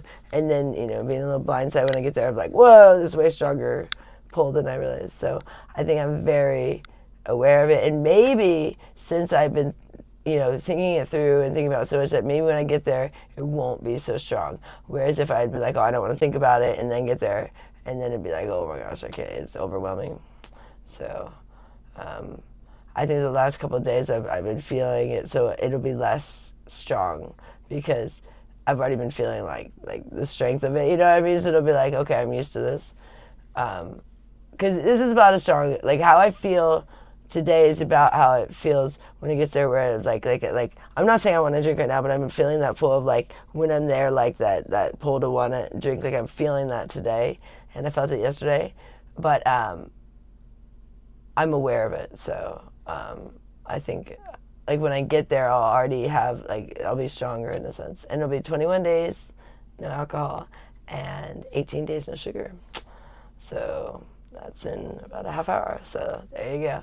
I'm proud of myself, but I am a little bit nervous about New York. But it is like, it's me who gets to decide. So it's like all I have to do is just trust myself. But I think sometimes we have trouble always trusting ourselves. Like when we're forced to do something, it's easier sometimes than when it's our own decision. Like sometimes it's hard to self-motivate or to self-discipline because I don't know, we're ornery and stubborn, I guess, human nature, and we don't like to be told what to do, and we don't like to really even tell ourselves what to do. Like, it's like, I think no one likes, like, too many rules or, confines. But, unfortunately, there's so many harmful and unhealthy things in the world. I never wanted to be, like, one of those rigid people that, like, was so strict about the way I ate and stuff, but, unfortunately, I have to be. And, so you just accepted that you're just one of those pain in the ass, finicky eaters, I can't have that, I can't have that, I can't have that. But that's life, so. All right, I think I'm about done here, you guys. Let me see what Rich is up to, if he wants to jump on for a minute. I think he was maybe wanting some food because he didn't have, I think he skipped a meal yesterday. So I was maybe gonna make him something. So maybe he'll blog and then I'll make him something. We'll see. He's got his Nathan's and he has a pound of beef. And I thought it was morning already. I was like, oh, maybe start with go to the grocery store. He's gonna go to the grocery store probably after he drops me off at the airport. So, but it's only 11:25. I thought it was. It feels like it's morning because I slept only for like 2 hours, but it was like I was pretty rested, and I'm just like I'm excited. Like I always get excited before a trip because it's like it's the anticipation, a little bit of like scared of like not really ever scared about my work. This is funny. Not ever scared of like oh, is there gonna be business or whatever. I just trust the force on that, but more scared of my personal choices. I'm scared of myself, of like, what am I going to decide to do, with certain choices with the food and the alcohol. Like, it's my own thing. I'm more scared of myself than anything in New York. Is like how I'm going to respond. So, I guess that's a good thing in the sense of like, it's easier to focus on yourself than, because I can't control anything else there. Like I can't control whether people call me or not. You know what I mean? Like we can on a certain level, where we do the best we can to, serve the business. But, at a certain level, I have to just trust the force that people will call. So that I can't control, but I can control whether I eat sugar or drink alcohol. You know what I mean? And so those are I think that's why I focus on it so much, because it's the things I can control. And then I think it helps redirect my anxiety, because really my anxiety probably is about the whole thing, like I go and embark on quite a crazy adventure and a challenge, but my brain tends to focus on the smaller thing, really the smaller thing in reality. It's funny when I say in reality, because that's in reality. She gave me that beautiful jacket and shirt and shorts and stuff and some pants. In reality, I'm probably like, my anxiety's coming from the whole trip, but I'm able to kind of like focus it on the addiction stuff instead of worrying about the other stuff. So it's like I'm like redirecting like the anxiety over there, but really it's probably, over everything. But like I said, I can't control that, so it's easier for me to like when my mom died, I also was so I had just recently gotten this boyfriend, and it was going really great with him. But of course my mom died, so things went really south. But I remember when my mom died, I couldn't handle the thinking about that. Like it was like I was numb to that. I was 20. So like I remember when my mom died, feeling like just so upset about like things going wrong with my boyfriend, like us fighting and stuff. Like I would be like so upset about a fight with him when really I was upset with my mom. You know what I mean? But like I couldn't focus on that. That I had to like block out. So it'd be like, a fight with him would be something that I would just like focus on and be, like it would be, just become this big thing. And we have a tendency to do that. Like we'll redirect when we can't fix or control the bigger issue. So then we'll focus on the silly little thing, Because really, the drinking the drinking is very bad for me, but the drinking and the sugar, like, are not the biggest part of my trip. You know what I mean? But I tend to talk about that the most. The biggest thing is to go there and to, get the money to pay for the bills at home and provide for my family. I mean, that's the most important thing. The other things are little nicky-nacky things that I'm like, But by me making bad choices can affect how much money I make. So it is connected, but it is the smaller thing, like what I need to focus on is just going there and getting the job done and not worry about all these. But like I said, that's sometimes harder to wrap your brain around and all that, and you can't control all that. So, as human nature, we focus on the things we can control. Okay, am I going to stay sober? Am I going to stay healthy? Am I, going to make the right choices for my health and for my family? So those are the things I can control, and it's what I have to do. Like, I don't have the choice to not be responsible. Does that make sense? Like, there's a tiny room of like there's a little wiggle room of like I can, F off a smidge, but it's such a small thing that if I try to do something like alcohol, it's going to be too long. That makes sense. Like you have there's a small window of like, okay, maybe like 1 or 2 days I might be able to chill in New York, but the rest of the time I'm going to be working, you know what I mean? So it's like I can't have, okay, I'm going to F off for these 1 or 2 days because that affects the other days. That makes sense. So it's better to just be in the mindset, I'm there for work. I'm not there to have a great time. I mean, it is a good time to be there, but it's not about, I'm not going to New York to just like live it up. I'm going to New York to work.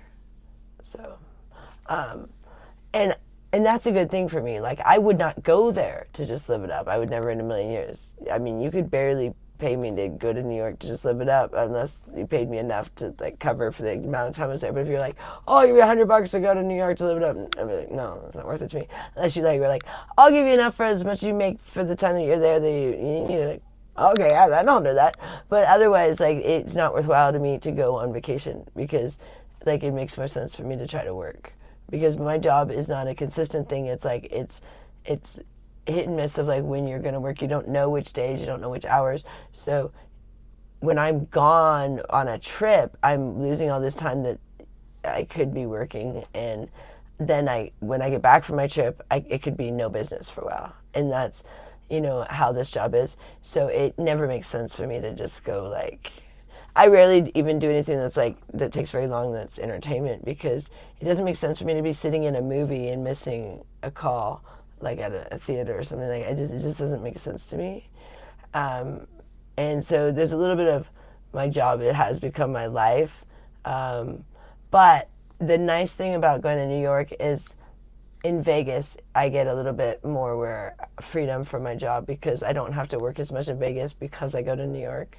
So that's why I don't mind like that it's a lot of work, because I go and I work really, really hard for 2 weeks, and then I can come back and I can kind of just like sleep for basically like a month like I did. But ideally, I don't have to recover so long like I did last time. But I mean, really, like, that's how it's kind of nice about it is I don't have to work much. I mean, I didn't not work for a month, but I'm saying, but I worked very little in the last month because I've only been home for a little over a month because I made enough in New York to make sure like everything was covered. But then when I kind of F off when I get home, then I do have to go back to New York sooner. And that's why I just got back June 23rd and I'm already going back, because I should have kind of not been so lazy. And so I was recovering, but a lot of laziness from when you're recovering, you just don't feel good. You don't want to get out of bed, you know. It's a little bit of laziness, but also, I mean, I don't know how much you can do when you're not feeling well, but it was due to the alcohol, you know, and the sugar. So it would behoove me to not get myself all wrapped up in that again and then have to go through this long battle again.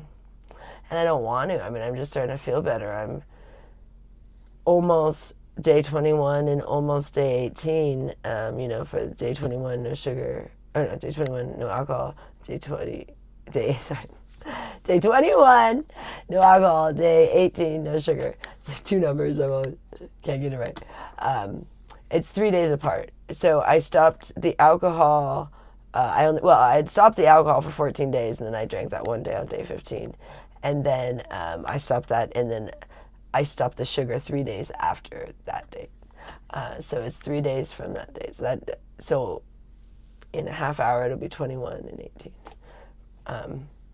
And I feel like 21 is a significant enough time that you don't want to like immediately start at day one again. You know what I mean? It's just like, ugh. So I'm feeling pretty strong, but I do feel as I get closer, more of like the temptation coming in. Whereas like when it was several days out, like I didn't feel it at all. And now like yesterday I started to feel it, and now today I'm starting to feel it. And then like, you know, I'm literally going to the airport in a couple hours, so I'm sure it'll kind of grow as I'm, you know, heading to Manhattan, feeling that. But luckily, you know, it's like a long flight. I'll sit all day, and I don't get there till late, and everything's gonna be closed. You know, it's just like I don't think it's gonna be something where I'm gonna like be trying to run to go, you know, get some drinks when I get to New York. So luckily, like, and then I'm gonna probably have to work hopefully work that night.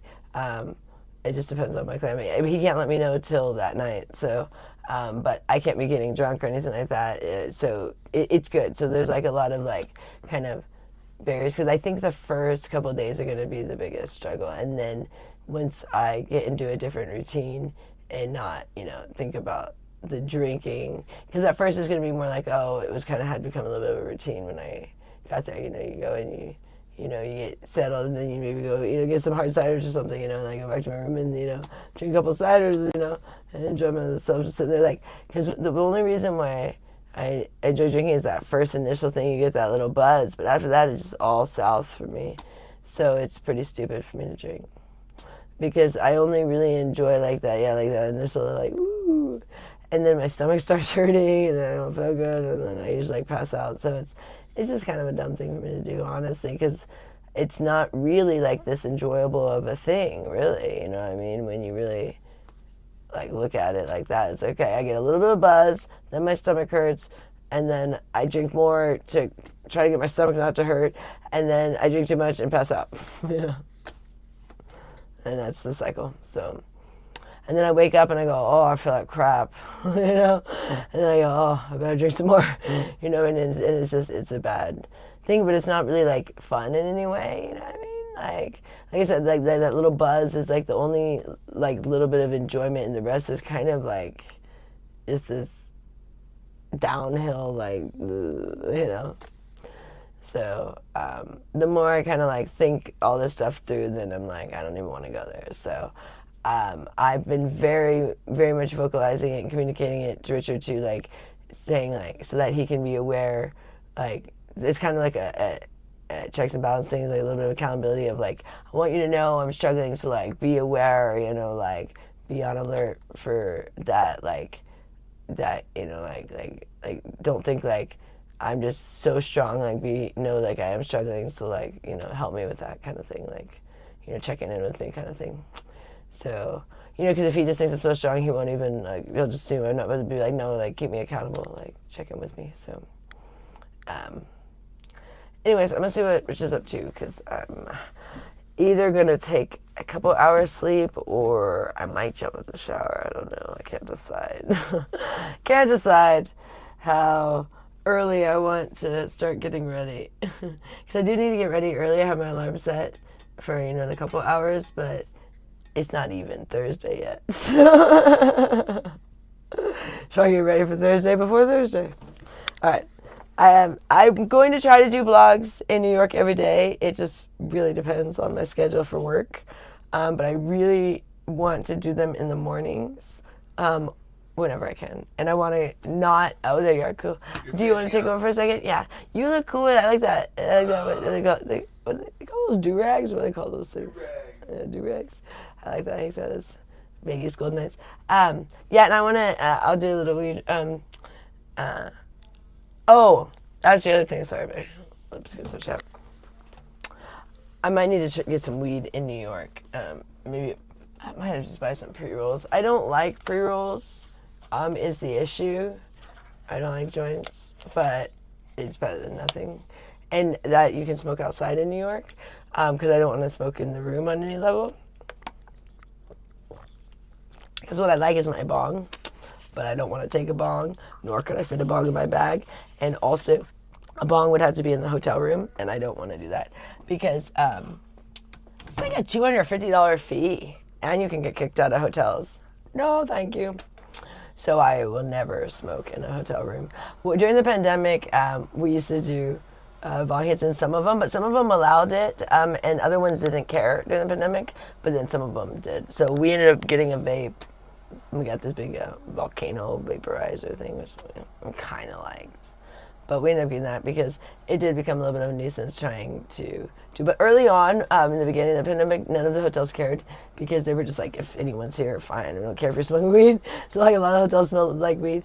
But as, people were coming back and the tourists coming back, then the hotels got stricter with that. So we got the vaporizer. But I've never smoked weed I've never smoked a cigarette, but I've never smoked anything in a hotel room when I've gone on my trips. Because I would hate, I'm there to make money for work. Like, I would hate to, like, waste money on, like, spending $250 or, like, getting kicked out of a room, or something like that. Like, it's just, It would be so dumb. I always think it's really silly when people do that, or like when people in rental cars. We almost had them do that. Where like, I will not let Richard smoke weed in the rental car. We smoke weed in our car, but I'm like not in a rental car because they charge you. I think it's like $300 the rental car, or $250 or $300, and we never. And one of our rental cars that we had about a year ago or something, we go there and they try to say we smoked in the car, and we're like, oh no. But what's happening? They were working on the road right there, so there was this smell from the like the asphalt or whatever was like, it was giving off this like smoky smell.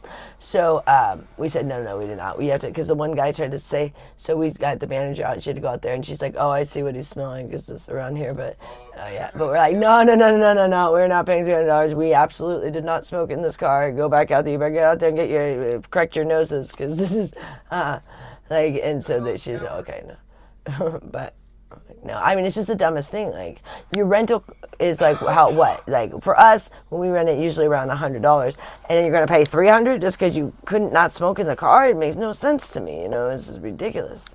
So no. But yeah, they didn't charge us. We had not smoked in the car, but they were just smelling something because they were working on. So it was like this very smoky, like, I don't know, like a chemically kind of smell. I don't know. They were smelling. But the manager was like, oh no, it's not smoke in your car. So, but yeah, I just never understand. I have clients that do that all the time. They're trying to sneak in. I'm like, they're trying to spray things, with the weed in the room. And I'm like, they can smell weed, man. Just because you sprayed your perfume or your cologne, it's just, you're going to get a fee. Like, it just doesn't make sense. Like I said, only during the beginning of the pandemic you didn't get a fee because they didn't care. They're like, you're in our hotel, good. We have a guest, good. That's you can do whatever you want. All right, and it's your turn to take over. All right, you guys. So I will not see you guys again until I'm in New York. This is my last blog till New York. I'm not going to be blogging anything because I don't want anyone to know what time I'm leaving. Unfortunately, we used to love sharing that kind of stuff, but once I had that experience that happened in Manhattan of someone calling the hotel, I now do not let you guys know what airline I use. I do not let you know what time I take off. I do not let you guys know what hotels I'm staying at. None of those kind of things. So, which is smart. So, but we were, I guess, being a little reckless, thinking that it was okay that people would not do anything. But nothing ever happened when I was flying, knock on wood. But what made me nervous?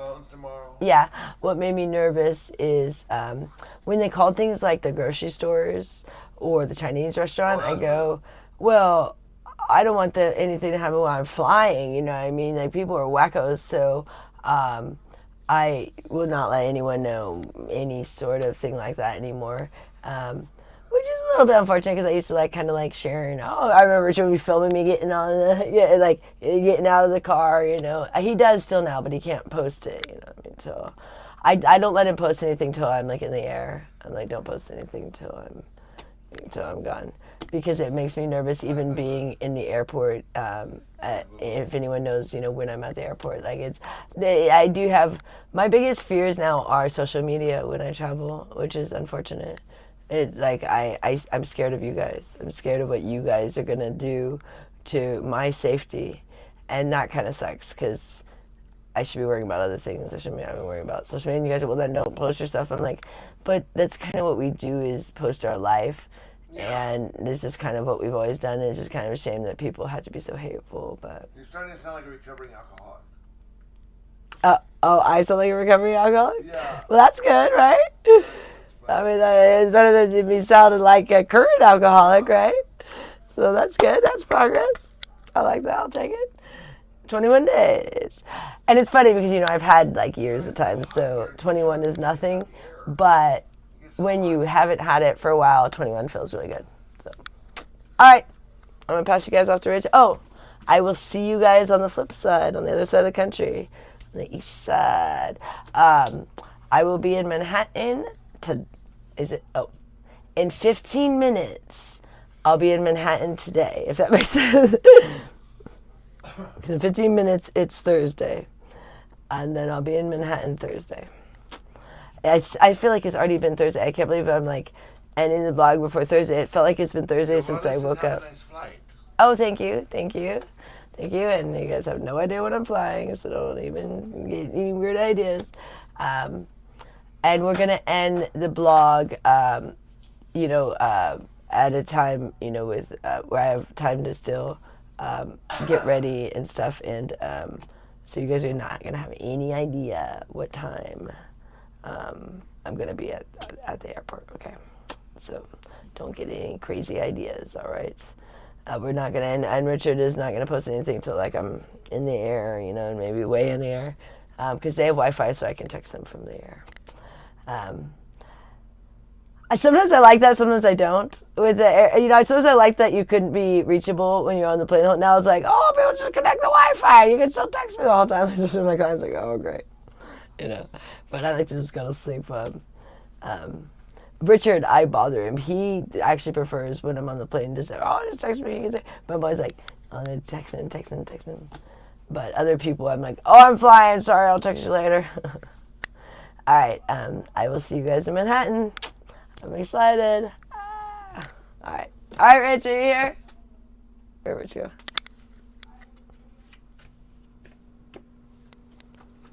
Rich? Yeah, I'm Wait. over here. Okay, do I give you the microphone? Where are you sitting? Are you sitting This over right here? here. Here is that. Hand me that. You need anything else? No. Okay. I'm gonna turn off the light. Okay, you turn off the light. Now Alright. you give love to Casper. Why? Well, because I'm about to leave. This is Casper, you guys. Have you guys met Casper yet? That's Casper the bunny. You guys see Casper the bunny? Don't remember, buddy. Don't forget, buddy. I remind everyone. You'll have to remind him tomorrow. Yeah. You know how it goes. So that's our bunny. He's the sweetest little bunny. Hi, Casper. Hi, buddy. Yeah. Casper is not on drugs. He is recovering. But yeah, his movements definitely make it look like he's on drugs the way he acts. But it looks like he has a little smiley face on the side of him, doesn't it? It's like Frosty the Snowman on the side. It's like you might, if you didn't know any better, you'd be talking to him on this side. You know what I'm saying? You guys see what I'm talking about? Did you see the? Oh, there he moved. He's so sweet. You want me to say hi? You're busy. Are you busy? He wants to know you're busy. Yeah, you're busy, bunny. He's busy. He loves his little toys. He's a busy bunny. Yeah. He's got things to do. Yeah. He's looking for his treats. Is what he's doing. Yeah, he loves goofing around. Hi, buddy. Hi, boo-boo. He's the sweetest. He's the sweetest. There he goes. He's looking for his snackies. I know, I love the little Casper's Oh, markings. he really needs some lettuce. Okay, maybe we should go out tonight then and get him some lettuce. Oh, maybe just go have lettuce. Yeah, they've got lettuce. I don't know if they have romaine. They probably have romaine. I don't know if you it's said organic. They could have that other one that you got that one time. Like Green leaf works. Green They leaf. cannot have iceberg. They cannot have They iceberg. cannot have iceberg. Bunnies cannot have iceberg. Did you guys know that? I didn't even know that. That bunnies cannot even have iceberg. Well, I don't know what happens, but they say it's not good. But I don't know Into his little place he goes. He's got his little hutch up there. See him? Yeah, that's from Mike and Janelle. Yeah. What's up, McIntyre? Hi, Yolanda. Freeze me out of here. Oh my goodness. Hey, Casper. What's up, buddy? He's so cute. What's up, little guy? Funny. He's looking for his treats. No way. Did you find him or did you drop? You didn't find one. Look. One right here. Look. You didn't even find it. Look. You didn't find it. It's over here. Come on. Get over here. You know where it is. You know where it is. Come on. You know where it is. You didn't even find it. You know where it is. Come on. Over here. You know where it is. There you go. There you go. You got it. You didn't even find one of them. Good job, you guys. You got it now. Hey. We hide them. Make it like a scavenger hunt. Yeah. that's why he's always looking around. So he's always looking around. Yeah. He doesn't know if he found them all yet. Exactly. Look at that. He's a little sweetheart over there, you guys. That's Really smart. That's Casper's castle there. He's a really smart bunny. I think as we spend so much time with him too, it helps. Like he's just really smart. I think so. You know, I think if you spend time with your animals, they just get. Because I don't think anyone does well when they're neglected. Even animals. You're definitely not neglected. Well, we're all animals. You're not. That's the thing. You're not. We're all animals. I don't want more. He's just like one track when it's with the sweets. He wants more. He thinks he's gonna get down more. Yeah. I will try to make the trip to Discord. Hey, yeah, come on over. Summer time.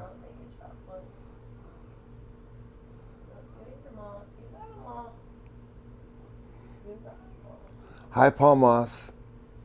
How are you feeling today, Paul Moss? Hi, Phoenix.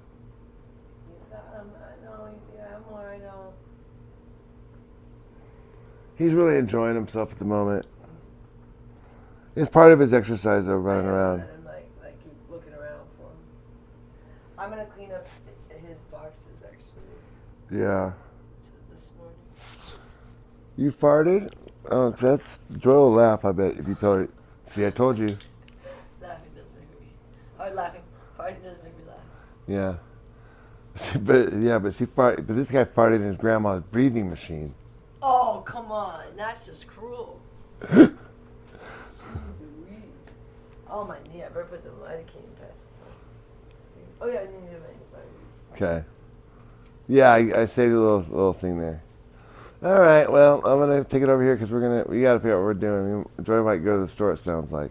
Oh, well, not right now. Casper's doing his thing. But what I'm thinking is Richard doesn't need much because they actually have a lot of supplies from yesterday. They have a lot of supplies from yesterday. So if he doesn't feel like going to the store, after dropping me off, because really the biggest thing we need is lettuce for Casper. And I was like, I could just go get that tonight. But I think the only store that's open now is Winco. But then he wouldn't probably have to even shop tomorrow. You might not have to shop at all tomorrow. Yeah. If we just get the lettuce. Because I think they still have a bunch of protein left. And tons of other stuff, so. Alright, I'm going to do my bong hit. And, yeah, you give them back to me. I could use, if you're... This is going to say I was going to cook you something. Yeah, too. if you don't mind. I mean, you can actually, are you hungry? Because you're not, you said you're not going to eat tomorrow, so why don't you load up tonight if you wanted to? I was trying to decide if I eat tonight, if I'm going to bloat too. Because here's the deal, I would rather be a little bit hungry than be bloated on the flight. Because bloated is terrible. And that's what I'm struggling right now. And this is why it's hard when I get back on the keto is the bloating part. And that's why it's something that you don't look forward to because you're like, oh, the bloating. But bloating is so uncomfortable, and I just don't want to be all bloated sitting on the flight. So I just have to kind of decide. So we'll see. I'll think about it. But I'll make. What do you want? Do you want the Nathan's and eggs? Sounds great. With some eggs? Yeah. I think Nathan's good. That's some good. There's some good eatings there. All right, guys. Well, I don't know. Let's go sit outside for 5 minutes. Come on, we'll go listen to the...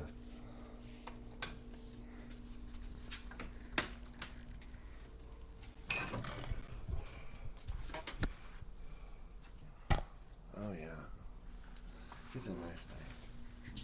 Hold on, let me get my...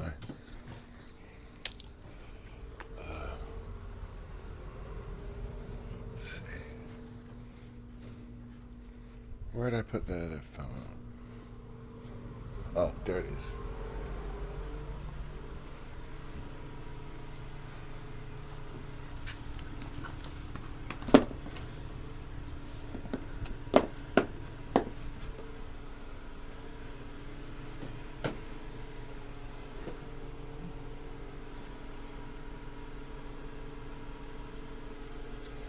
All right.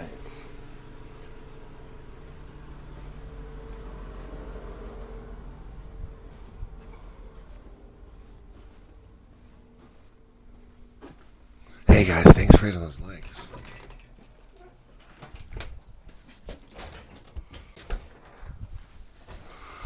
Okay, so first things first is, oh man, what a nice night.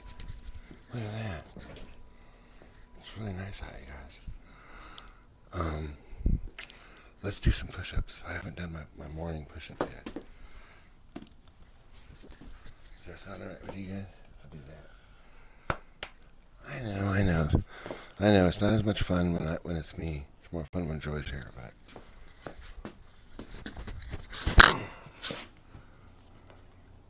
I don't need a towel. I just do it right on the ground.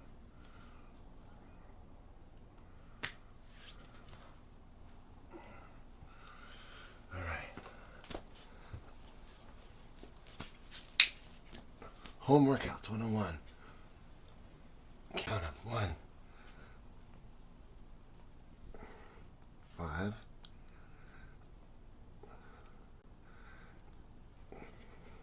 10,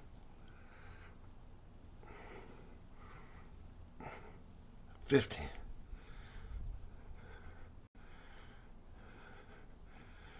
20,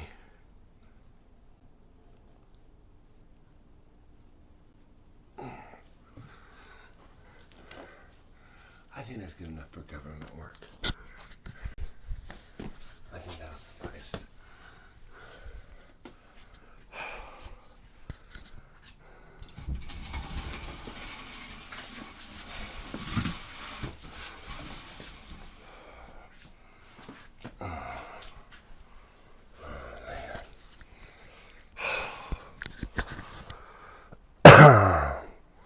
So what up, dudes? What's going on? Talk to me. What's going on in the world? How you feeling? How you guys feeling about things? I mean, how's life? You know, a lot of shit's going on. How do you feel about that basketball player getting busted for bouncing checks at the Win?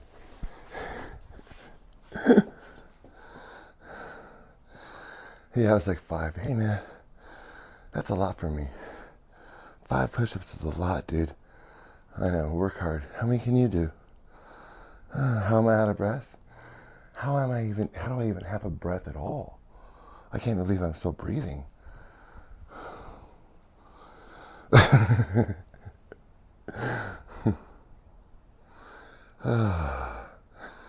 Read my message I sent earlier. It was so long that you couldn't rewrite it. I'm scared to read it. You realize to read yours, I have to read all these other ones. Okay, I'm lost. UNC with, what's UNC? Your push-ups look great. Oh, well, thank you. Thank you so much. It's nice out here. Oh, it's really peaceful. Well, because I don't want to disturb the wildlife. Hey, guys, do me a favor. Hit the likes.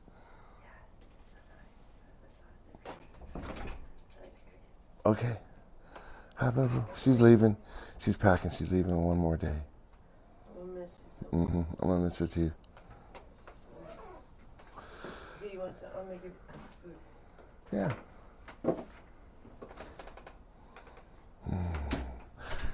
Oh, Jesus. How do you guys feel about what's going on in the Middle East right now? How does that make you feel? Come on, we need 4 more likes to get to 100. It's not impossible. I mean, you don't have to hit it. But what else are we going to do out here? I mean, it's not like if there's other things to do, other than hit the like, I would suggest we do them, but that's about it. There's the hearts on the right. You can hit the hearts. Do you guys see the hearts on the right? Hit those. That's something you could do with your hands. You know. Hit those. Alright, hey. For the 2 people that hit the likes, thank you. The universe thanks you. These crickets out here thank you. Brooke Ann, wherever Brooke Ann is, I came out here for Brooke Ann because Brooke is the one who loves. She loves the sound of the crickets. I don't know why. She just does.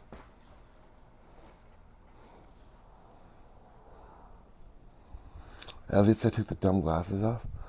I know, man. I need some new. These things are so hard to see. These are prescriptions are old. I can barely see through them. All right, let's switch over to my readers. Let me see if I get a hold of Joy. Maybe she'll. Let's see, where's Joy? Does she still have this? Probably doesn't have that earpiece in.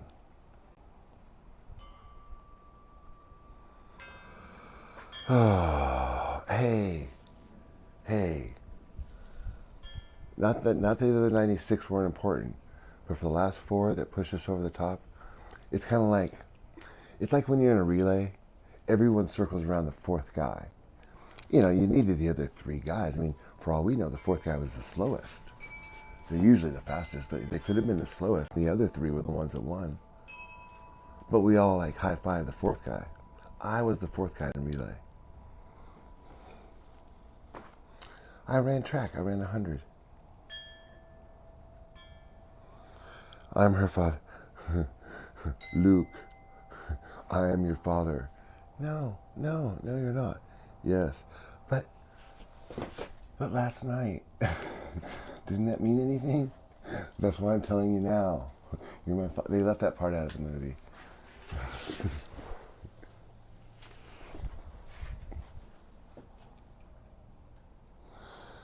I rambles but slower. Do you guys want a lecture? Is that what you want? You want me to come up here with a polished, like, all right, guys, here are the 7 things about Las Vegas that I want to tell you about. Here are the 7 reasons why you should never visit Las Vegas. Number 1, these crickets. They're super loud. Is that easier? Is that less like rambling? Oh. Cool, guys. We hit our 100 likes. You guys did it. I'm so proud of you guys. Why didn't you put the doors back on your mom's cabinets? Because I don't know where the doors are. They were gone when I got here. And I don't know if you've ever done cabinetry, but it's not something you can just order on Amazon. You can't just be like, hey man, I need some cabinet doors.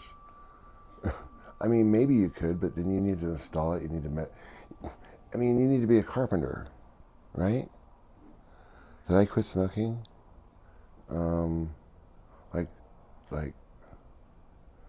Like 10 years ago. It could be, couldn't it? Do you like it? Oh, sorry, easy money. Do you like it? What do you think? Can you hear the cricket?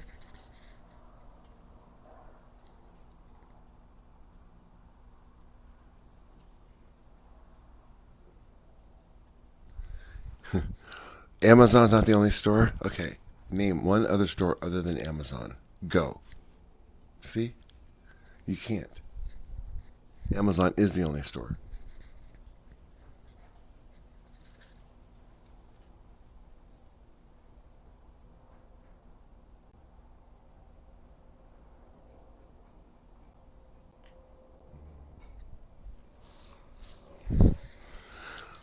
Oh, because I'm tagging you guys. See, you don't understand how it works. See, I am learning so much about you guys by everything you say.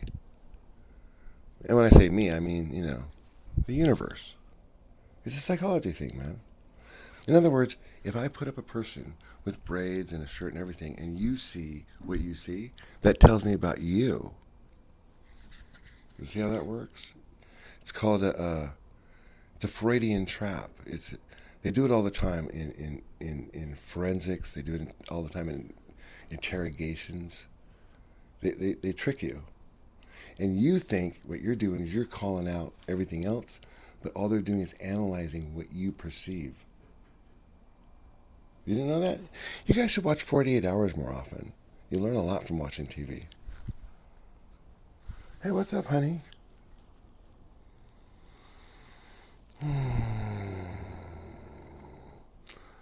Well, if I don't cross my legs like this, then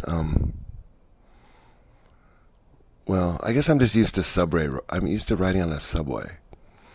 And have you ever seen? Okay, this is typically how guys ride on a subway, like this, right? And then they lean back on top of it. Okay. Well, that takes up like 3 spots.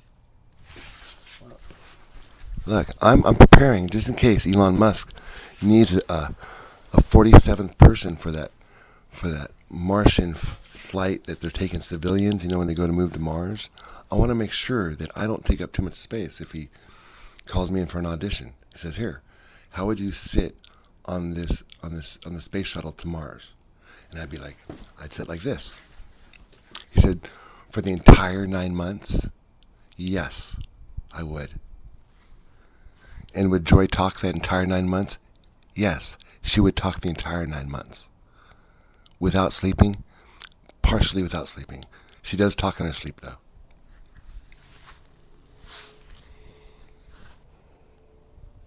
I sit like a politician. There, how's that? Now do I sit like a talk show host? Or not a host, the guest. Isn't how the guests sit? Same thing, I think. Or I could do this. Is this better? Is this making y'all feel more comfortable? Is this more Western? I don't want to offend anybody on the West side. You like these? Yeah. These are what do you call them?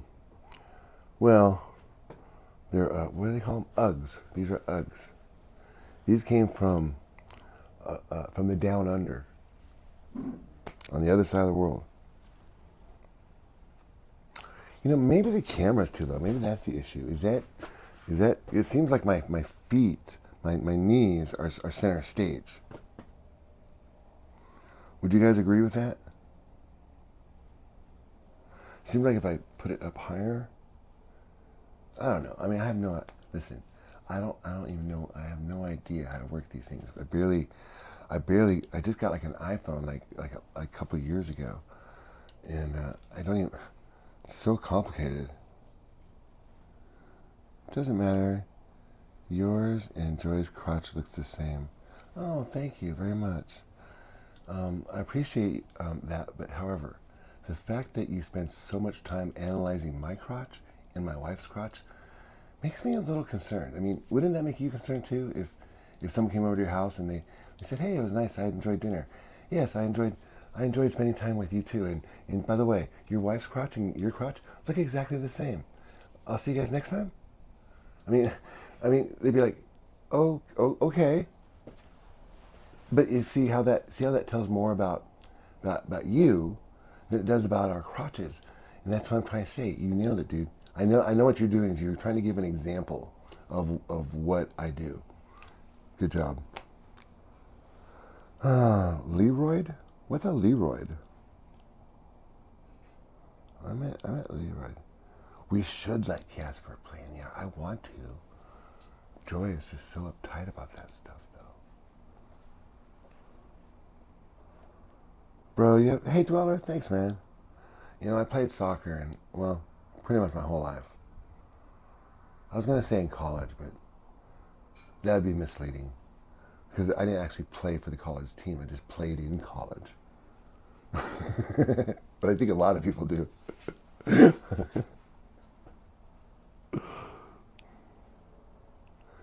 Oh, bro, check it out. Subscribe.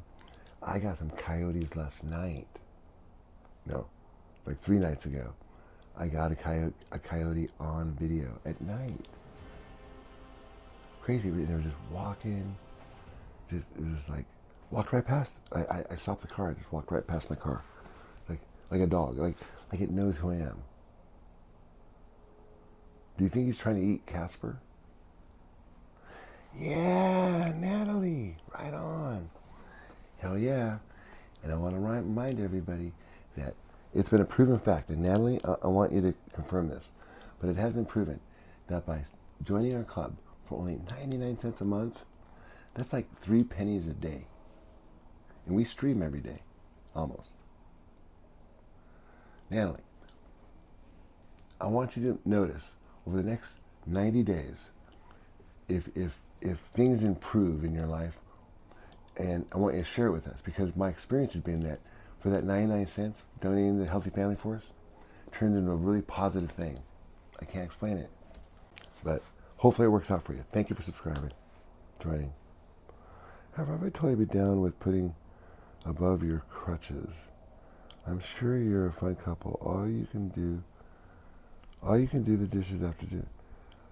However, would be totally down with putting above your... Is there more to this, Dweller? Oh, yeah, I don't think about what people do behind closed doors. And why, what's up with your crotch now? I don't want to even look more... I know. And then, that brings up my other point, Dweller. So if I say something like, hey man, don't look at my crotch, what's the first thing you're going to do?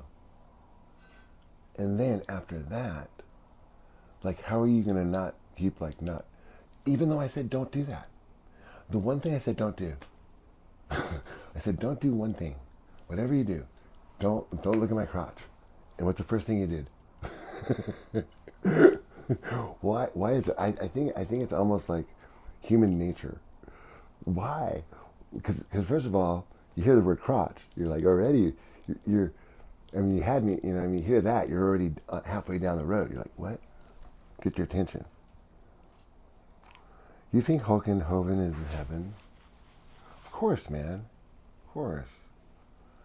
I mean, Jesus forgives everybody. I bet when they played back his, you know, when you go to, right before you get into heaven, what happens is you sit down and they play a live stream of your life. But they have multiple cameras, so it's great. Of course, that's what all the, you know, all the dead directors and movie actors and stuff go do when, yeah, anyways. So when you're in heaven, you go back and you watch your entire life. It's like the Ghost of Christmas Past. Only because it's over. You can't do anything. You can't go back and change it, right? All you can do is change how you felt about things. So they show Hulk Hogan when he was maybe at a certain time. Point is, Hulk Hogan is going to cry like a little baby at the end of this movie. And he's going to be sorry for what he did and what he said. And then what he's going to do, he's going to go out, he's going to be one of those spirits that come out there, and he's going to work with people that are lost, that are like him, that are, man, maybe just, you know, whatever. You know, I actually don't know much about his personal life other than what I see on TV. You know what I'm saying? And then, and he's going to change their ways. So, that's my theory anyways. Rich, hey, been watching you for a while. Hey, oh yeah. What's the plan for New York? Well, I'm staying here. Joy's going to New York for 12 days. I don't know how much streaming I'll do, you know. There she is. I told you guys.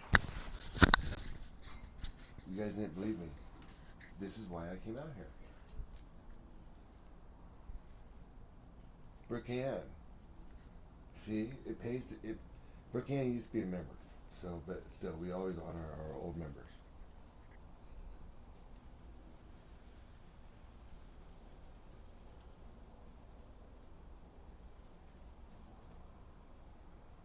Do you believe that? Do you believe that our pets are evolving?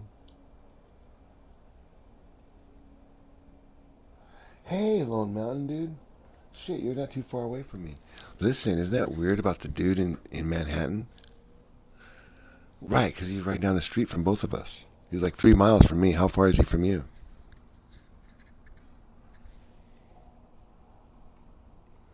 Yeah, it is weird. You know what's even weirder is when, you know, I had a parrot that spoke Chinese. I'm like, I'm not Chinese. How are you speaking Chinese? I had to literally record it, ask a friend, translate it for me. The parrot was teaching me a language. I don't understand it. I'm making that up, of course. That's not true. That's a joke. I guess if Fish is old. Pixie. Oh, Pixie's just a holder. Just Pixie, just in time. Pixie's one of these people that, like, comes in and tells everybody how awful we are, but yet is here, like, every day. So, again, what does that tell you about a person who spends every day with people that are so awful? I mean, it's kind of a projection thing, is what I'm saying. I mean, it's a psychology thing. Number one, we are so unique and powerful, every one of us. Oh, is it ready? Okay, I'm gonna eat it in there, guys. Let's go see what I have. Okay, come on.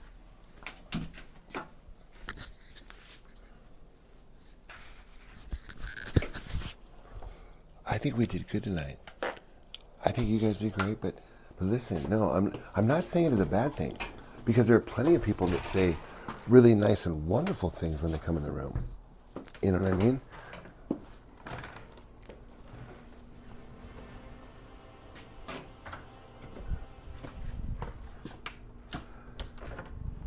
Hey, come on, let's do a little dance.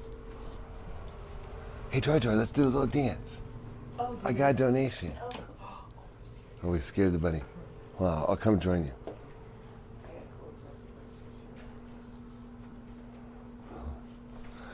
Thanks, 1212. Oh, all right. Okay, here we go, back here. Or can we stand behind you, or? I know, whoever. Yeah, whatever. Okay. Do a little dance, make a little love, get down tonight, get down tonight. Do a little dance, make a little love, get down tonight, get down tonight. Yeah, $5 donation. Yeah, thank you. right on. Oh wait, let's do the other one. Let's do the other song. Which one? Oh, yeah. Cook a little beef, eat a little eggs, drink water tonight. Drink water tonight. Cook a little beef, eat a little eggs, drink water tonight. Drink water tonight. I don't know if I like that one anymore. Oh, why? I think it's dumb. No, I love it. Oh, I yeah. don't care. They're all dumb. I love it. It's very silly. Okay. Oh yeah, parrots are. Idol, here we come with our song. You know, We used to have like 3 parrots. it's silly. It's supposed to be fun. Fun and silly. Get your water. Oh, you want your food over here? You want No, I'm just gonna. eat it later? I'm just gonna end this right. I'm gonna come and eat it right now. Oh, okay. Thank you, honey. Yeah, she just made me a little. It's all make fun. Yeah, she made me my dinner. Oh. Come on. We're winding it down now.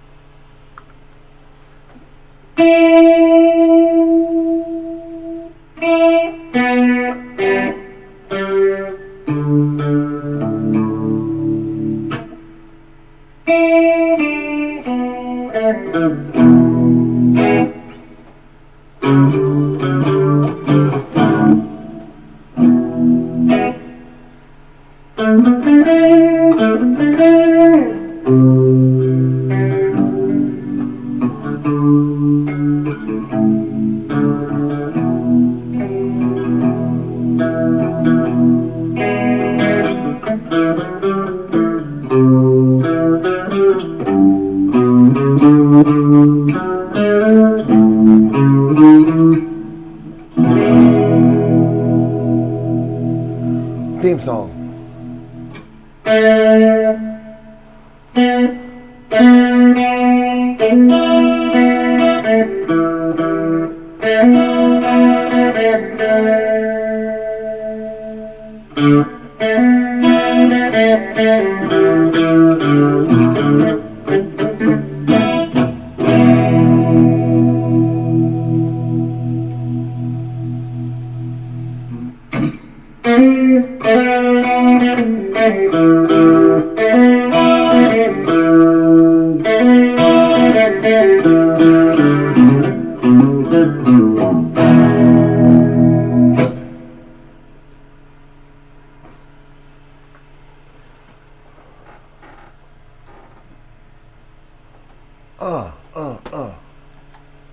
All right, I think it's about dinner time, guys. What do you think?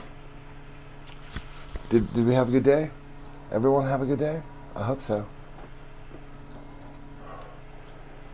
15 more minutes. 15 more minutes. I can't help crossing my legs, man. It's just a habit. It feels good because it's good for the back, I think, personally. That's my personal rig. What's my rig? I've got a Telecaster, American made Telecaster. And I've got a Yamaha THRX. I got a $2 donation? No way. Hell yeah. Thank you, buddy. Thanks. Be safe. Okay, I'll let her know. Let me hide it. All right. Thanks, buddy. Thank you. Appreciate that. Really appreciate the donos. Din, din, din, din, din. Thank you. Hey, musical percussion. You know, if I was 17 and sounded like that, I'd say, yeah, sign that kid up. But, you know, I've been doing this for like 50 years. Now, officially, I leave today. Oh my gosh, you guys. Oh my god. Do I grab my readers? Oh my gosh, did you just hear that? Oh no. Joy is on her way out of here. She literally just said it. Oh man. That's crazy. Oh no. Well.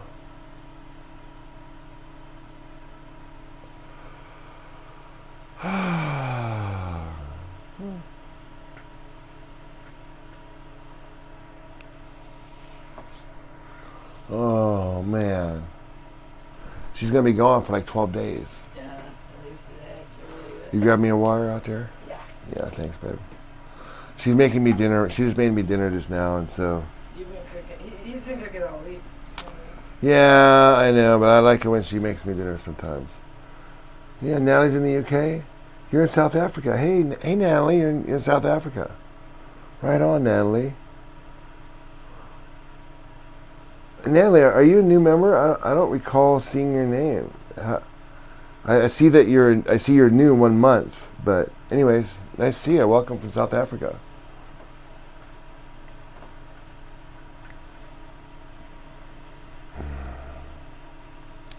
Cool. Who's gonna take care of Casper? Well, that's exactly the point. I am. I take care. I have to stay here. That's the sacrifice. You know, we take care of my mom and my sister, and that's why we're here. That's why we're in this retirement community, live with mom, and because she needs our help. You know, not just financially. I mean, although she does need that, but she also needs just having somebody around, and my sister needs me around. I mean, you guys watch the video. She's improved. Like, we just started. We've been filming what we've been doing, like, basically since 2016. We've been documenting everything and live streaming. We started live streaming in 2016. Anyways, point being is that it's just, I don't know. It's just kind of cool seeing how well my sister's doing. No, I don't go to New York, and that's the thing. I have to live vicariously through her. I see all the. See, I used to live and work in New York City, and Joy's mom is from there, and my mom's from there too, and so, but so I had a chance to, you know, go there and take Joy there, but now she goes there by herself, and I just sit there and I just kind of look at all these places. Man, it's like it's kind of nice. At least I have a connection there. I'm grateful for that, but at the same time, it's kind of lonely.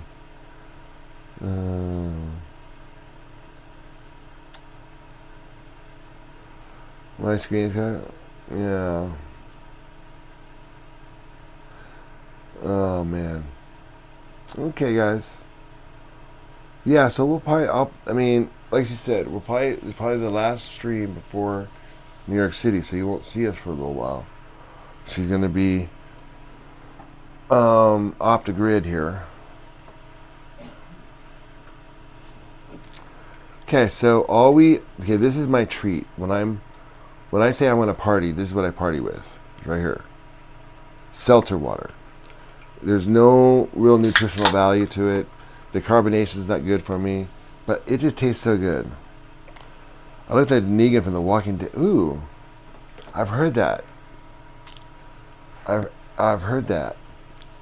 I don't care. I mean, it's like, I get all sorts of lookalike comments.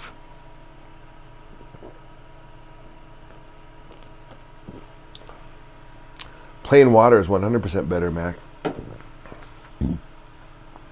This is a treat. But do you know what? Yeah, Seltzer. Thanks, Spoke. But you know what? If the longer you're sober, I know you don't. Some of you don't count smoking weed sober, but I do, and I used to be like you too. So don't worry. And when you get like 10 years of sobriety or more, you'll reconsider your thoughts on marijuana.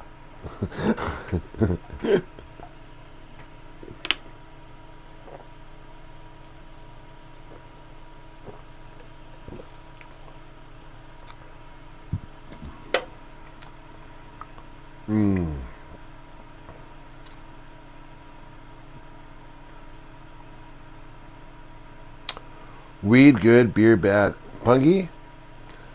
Man, how I don't want. What age range are you? What gen? Gen Z, millennial, Gen X, or boomer, or silent gen? We had a silent gen here, bro.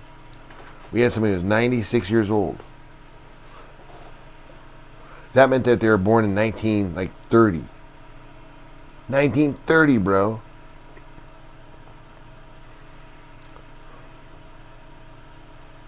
Like the radio was just invented. Isn't that weird? Like how fast shit, like they went from like just having a radio. We're like now like, well, whatever this is. He's from the reefer age. Yeah, no shit. I love drinking non-caffeinated tea. Oh, that sounds nice, Natalie. I bet South Africa is wonderful. I would love to go. That was my dad's dream.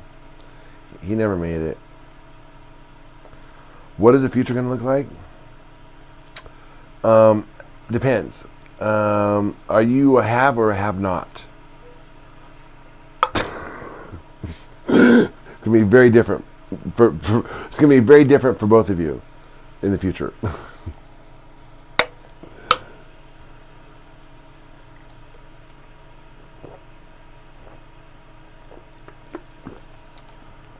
The future is unwritten. Who said that? Dude, how weird is AI? You know what I mean?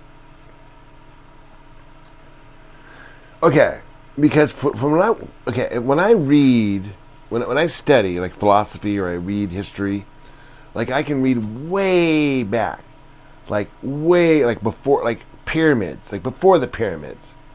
Those dudes were dreaming about being able to fly. Right? It's all they wanted to do. I mean, that's what they tried. That was their goal, right? Okay, so we did that. But we did that like 10,000 years later. Like, I mean, so many generations passed that people like, man, like they were like, you know, you and your cockamamie, I'm gonna fly dreams. Nothing's ever gonna change around here. I mean, for 10,000 years, nothing really changed, right? Yeah, sure, you had the Bronze Age, you had the medieval times, you had blah blah, but those took like centuries. Not just like what I'm saying is that like we had a radio in 1930. My dad was blown away by color TV, right? But when I was a kid, I remember reading these comics about dudes who'd have like TVs, like computer watches. I didn't know it was a computer. We didn't know what computers were. But I saw comics with this shit. So I dreamed about that computer watch. And sure enough, 10 years ago, I got what I saw as a kid on my wrist. That I didn't even know what it was as a kid, but it just came out, you know? All of us are carrying around these things that when we saw Star Trek, these communicators, we're like, what is that? Did it? Is it a walkie-talkie? Is it a phone? What is that? That they get? Is it a phaser? I kept confusing them with phasers. I thought the phasers and the communicators were the same. I couldn't, Because didn't they have some phasers that weren't like the stun gun like that? They were like more like a remote control. Snoop Dogg. Hey man, this is Snoop Dogg. Now let me ask you a question. You all gave shit for the way Joy dresses. Why isn't anybody giving me any shit for the way I dress?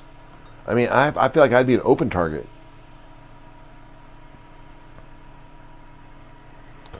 Hey Hector, what's up, man? That's funny. Oh, dude, that's crazy. You got in a fight with your girlfriend and you used Chat GPT.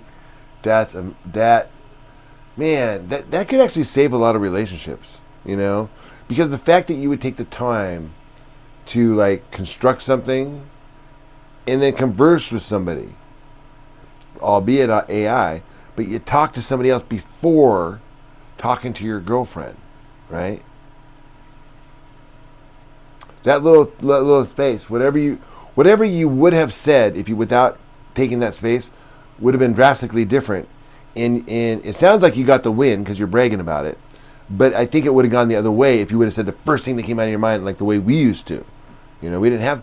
If I could just like back in the day, we used to dream about like what was the movie where like they put the earpiece in the guy's ear, and then he was talking, telling him what to say to the girl. Do you remember that one when he's talking to her up there? I grew up with an old Commodore computer. Oh my gosh. Bring back so many memories. I dreamed of getting one of those. I wanted one of those so bad. Oh, I had DOS. Oh, DOS floppy. DOS, by the way, for those that don't know what a DOS means, that's called Disk Operating System.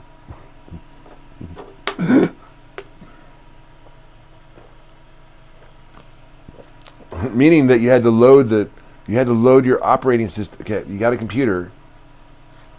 You put your disk in, it loaded your operating system from the disk, and then you took the disk out, and then you could put in your programs. What do you think about? I don't know what that is. Stuff like Neuralink. Oh, that stuff's cool. I thought you were going to talk about something else. Did I have a? Oh yeah, we did. One of those big ones. Yeah, my dad did. I didn't quite understand it. I remember buying. I thought it was. I don't know. I remember buying something like $100 to play on that thing.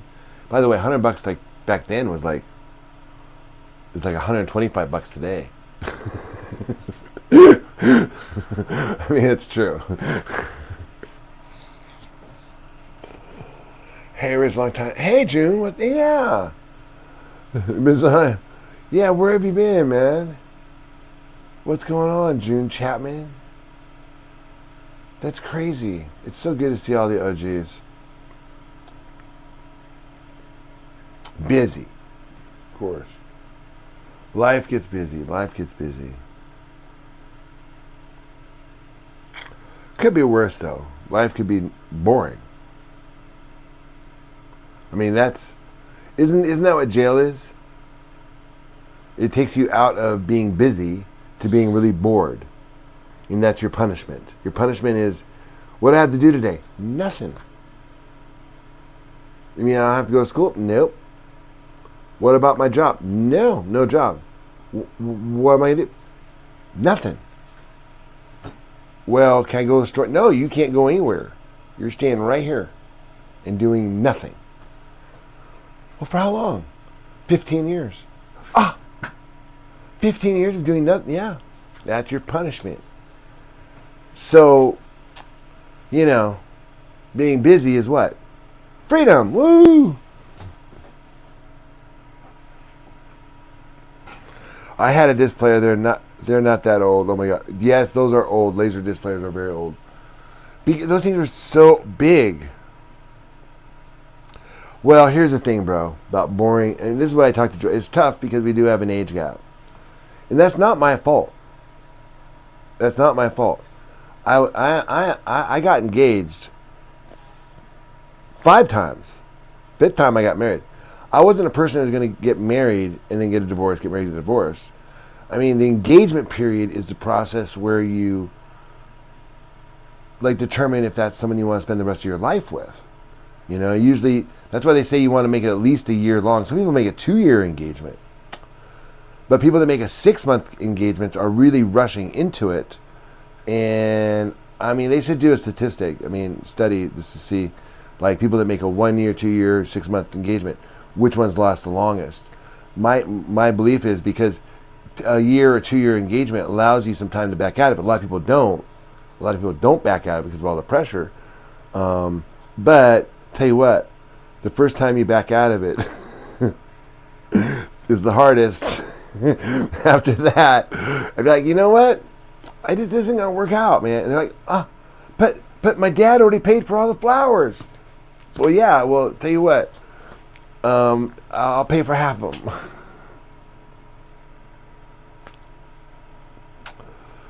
Oh yeah. So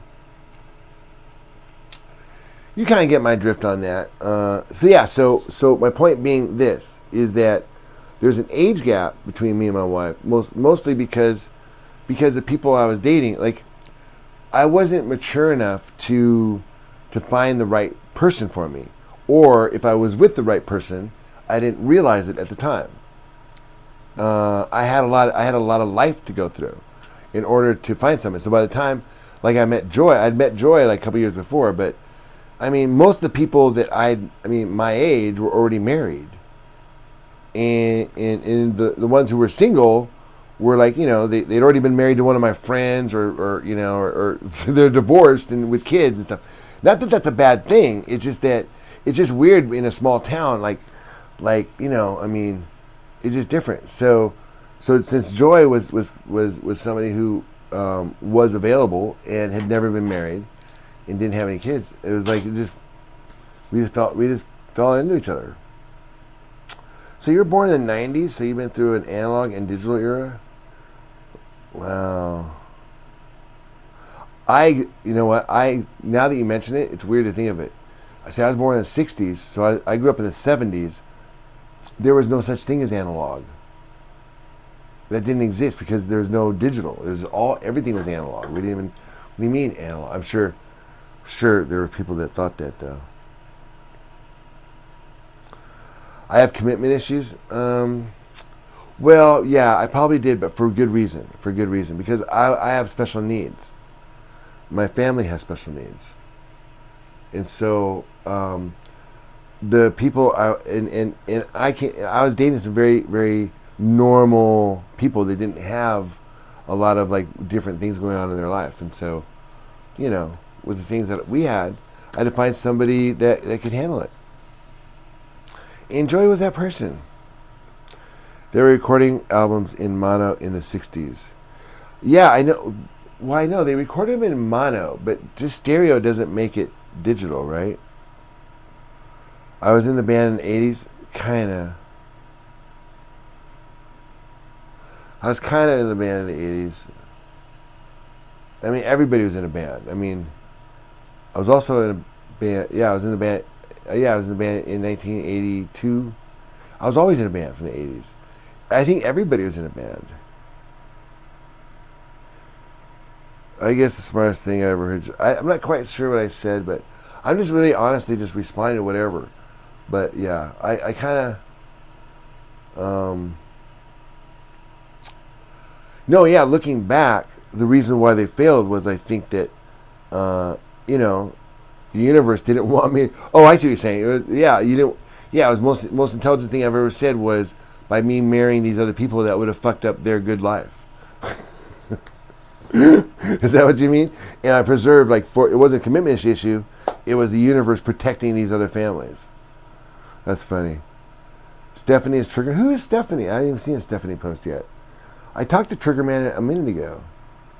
If you have families, fix them and stop crying.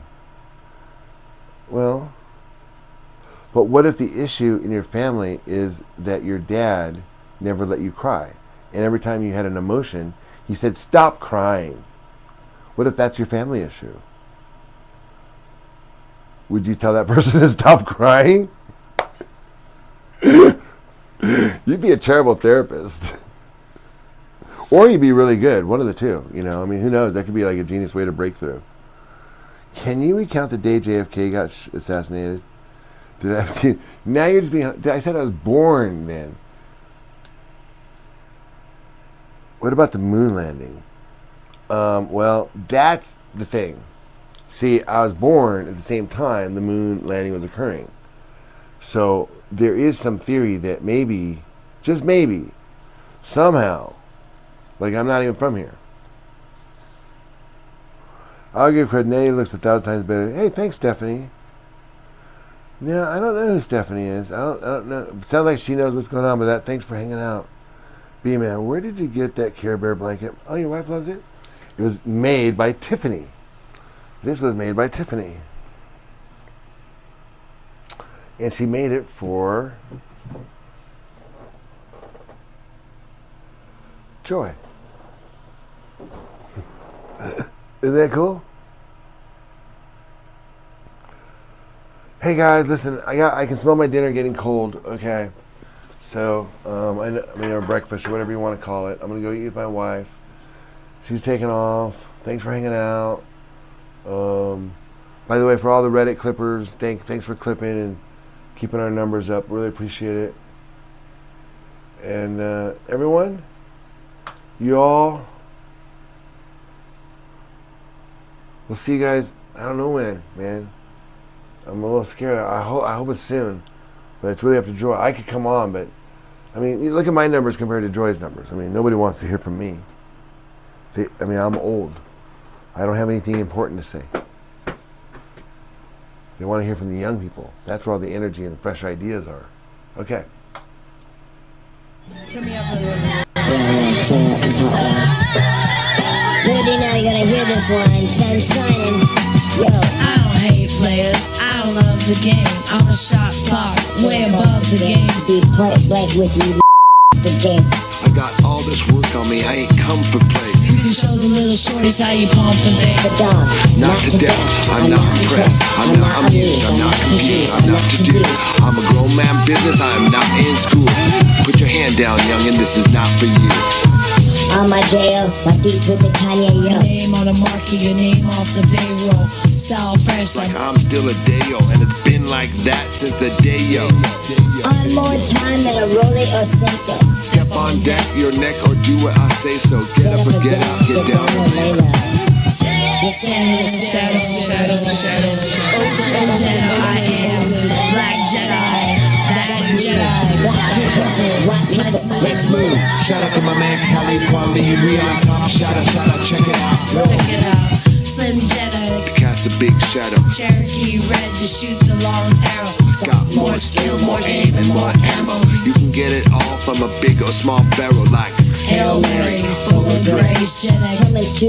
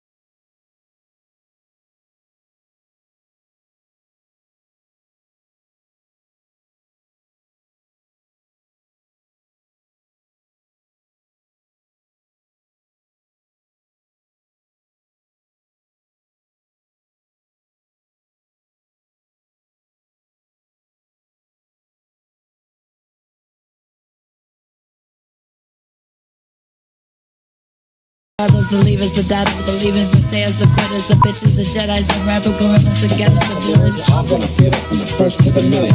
Extra Ordinary and plain. walk 1,000 paces a night ahead of the gang, by the time you get where I'm standing, I'll be gone. Y'all make moves, but I just move on. When I move in, y'all must move along. Cause I move too strong. I know what my feet